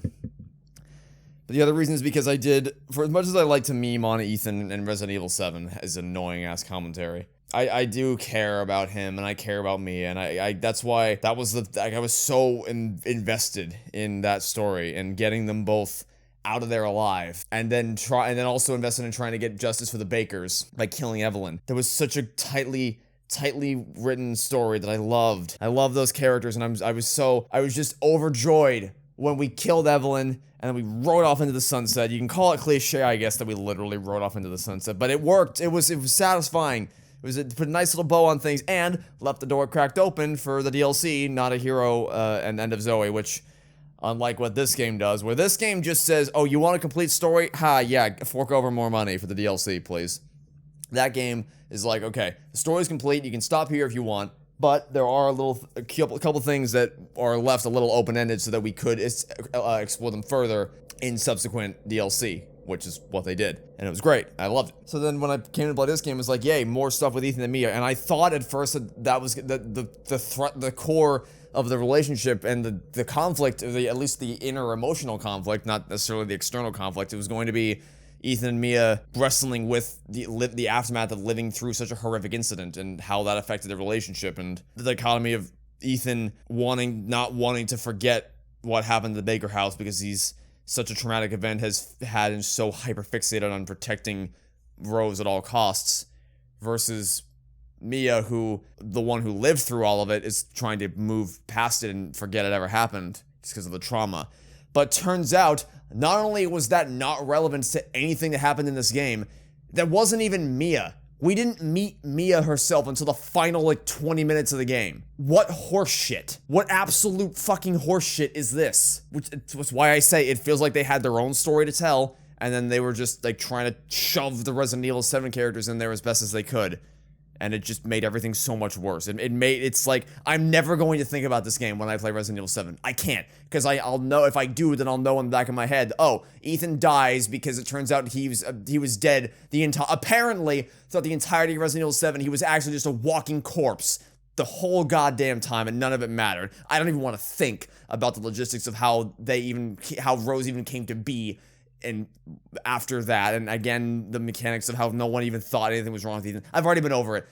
You would think that they would have been through extensive quarantine, decontamination, and just making sure that they weren't still infected after what happened, but apparently Ethan slipped under the radar. It's almost like they clearly didn't have this plan back then, and they just pulled it out of their ass for this game because shocking plot twist, oh boy. And I guess killing Evelyn didn't even matter because she wasn't even the source. That was the thing, is it was a single bioweapon contained to that ship, the ship leaked and infected the Dolby house, and the surrounding area of that house was infected, but that's why it worked, because it was so isolated from the rest of the world that it was just their home and their family that was corrupted by it. So you kill Evelyn there, and you end the horrors permanently.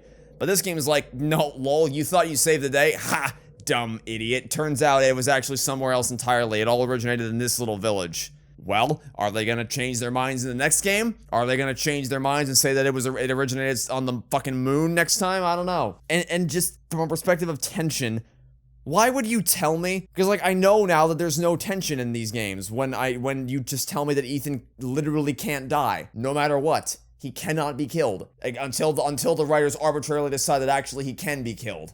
I'm gonna stop.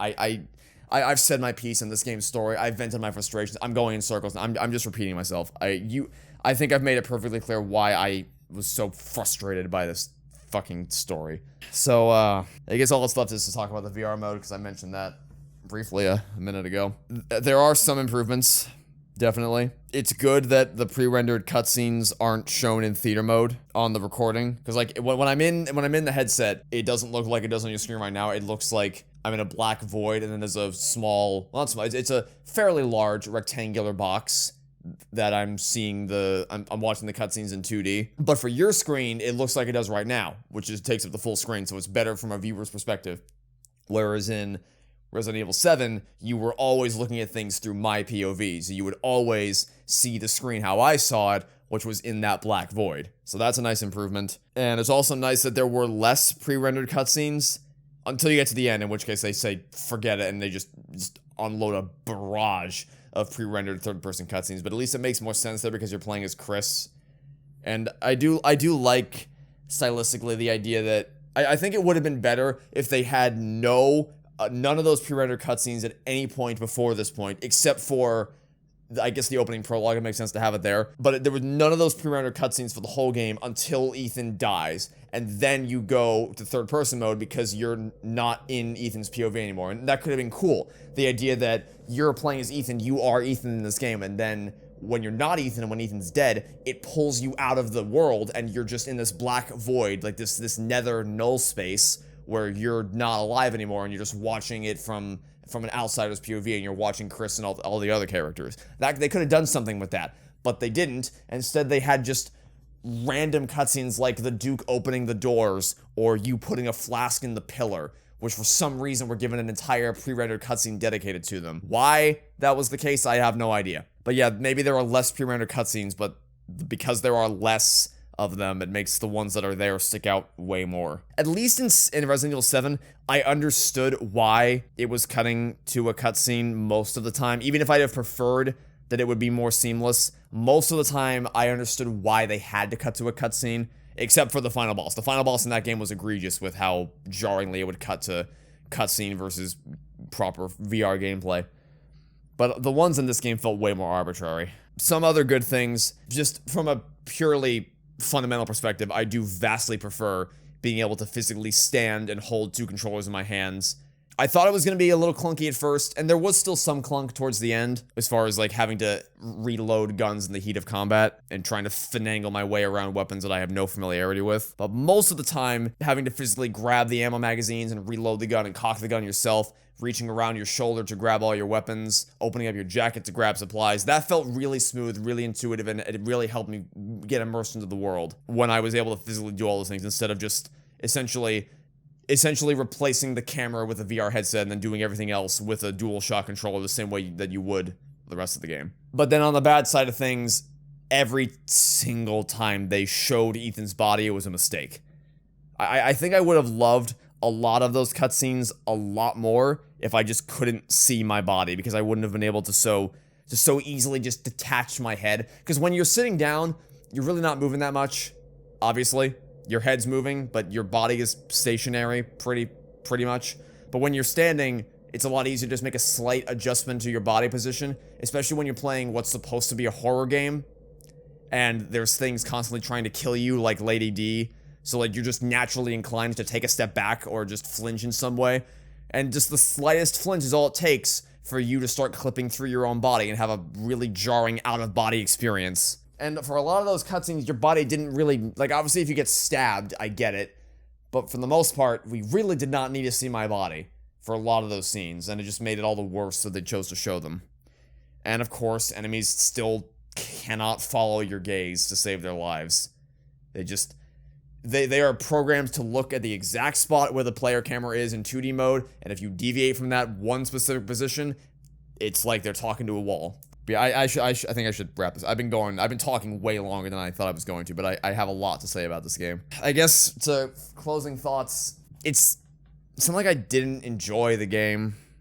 Like, my LP exists. You can, hopefully you can tell from my videos that I was clearly having a blast playing through it, and I obviously, seeing as I recorded all 12 episodes in the span of about a week, sometimes multiple episodes per day, I obviously was engaged by the game. It obviously grabbed my interest and it made me want to play more, but it's just, it's just such a roller coaster of a experience, because I was constantly disappointed by the game, but I was also constantly encountering some really cool stuff. So like we had the incredible horror sequence in House Beneviento, but then we got the awful cutscene with Moreau and Chris at the swamp. Then we had the fork in the road where I got to fight an optional hammer boss, which the boss was bleh, but the fact that I was able to find an optional area and do something off the beaten path, that was pretty cool. Bit of discovery to be found there. But then I went to the stronghold with the other hammer guy fight, which was a massive nuisance. And then I had that cool fire puzzle that we did before we went to Heisenberg's factory. But then we went to Heisenberg's factory and we had that stupid cutscene with a chair.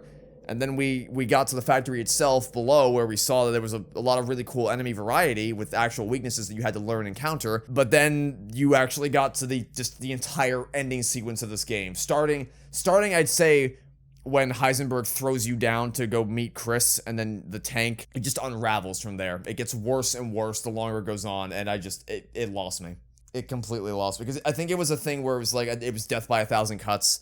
There was all these things that kept annoying me about the game and the story, stacking up over the course of the experience. And then eventually things just got too shit. I think my breaking point was Chris finally admitting why he didn't say anything to to Ethan about what was going on. It's just his reasoning is so fucking awful. And that was when I lost my shit, and then we got in the tank, and it became a more heavily leaning into the Call of Duty aspect of it, and I wasn't connecting with it anymore. I already wasn't connecting with this game, unlike Resident Evil 7, which hooked me immediately and just kept pulling me in closer and closer. This game did not hook me. It did not invest me. It did not grab my emotions. It didn't make me, so I already wasn't feeling it, and then we get to that end part where what little investment in the characters was there, because that was what I was holding out for, is trying to find out what was going on with Mia. And then when I finally got my answer, I was like, well, that's stupid. So I was just waiting for it to end. So I was apathetic towards most of it, and then we actually got to the proper ending with a giant stupid plot twist, and it just broke me. Most of this game was extremely flawed, but I was still having fun with it, even if some of the fun I had was purely superficial and wasn't at all the type of experience I was looking for out of this game.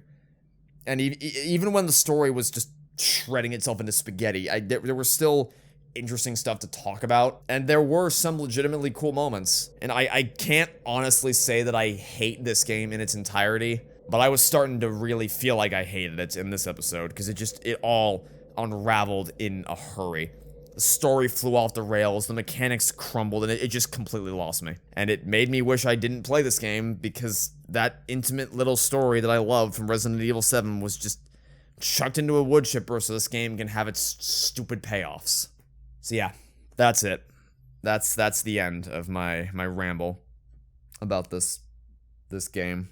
Oh, I guess one last note about VR is I think it's much clearer in flat screen mode from what I've seen from LPs, that you can break, because I didn't get a prompt for breaking the vases, but in non-VR mode, you do have a prompt to break them. Oh, and of course, VR mode ruins some moments like Ethan's hand getting chopped off, where I don't have the ability to see Lady D run through a wall to chop my hand off, but it's fine. It's whatever. I hope you enjoyed watching this LP. I imagine if you love this game, you probably didn't, but hopefully you at least found the things I talked about in regards to the game. Hopefully you found that interesting to some degree. And as for future Resident Evil games, I mean, if this is more representative of what the typical Resident Evil experience is compared to Resident Evil 7, and that it's generally more focused on action than intense psychological horror, I feel like playing Resident Evil 4 might just be setting myself up for disappointment, and that playing something that I know I'm probably not likely to enjoy.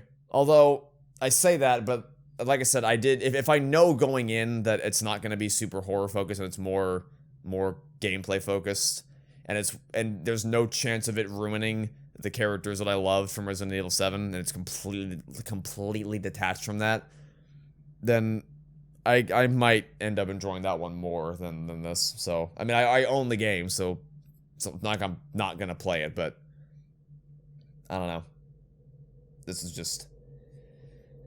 I think I can say with confidence that, if nothing else, this is the most disappointing game that I've ever played.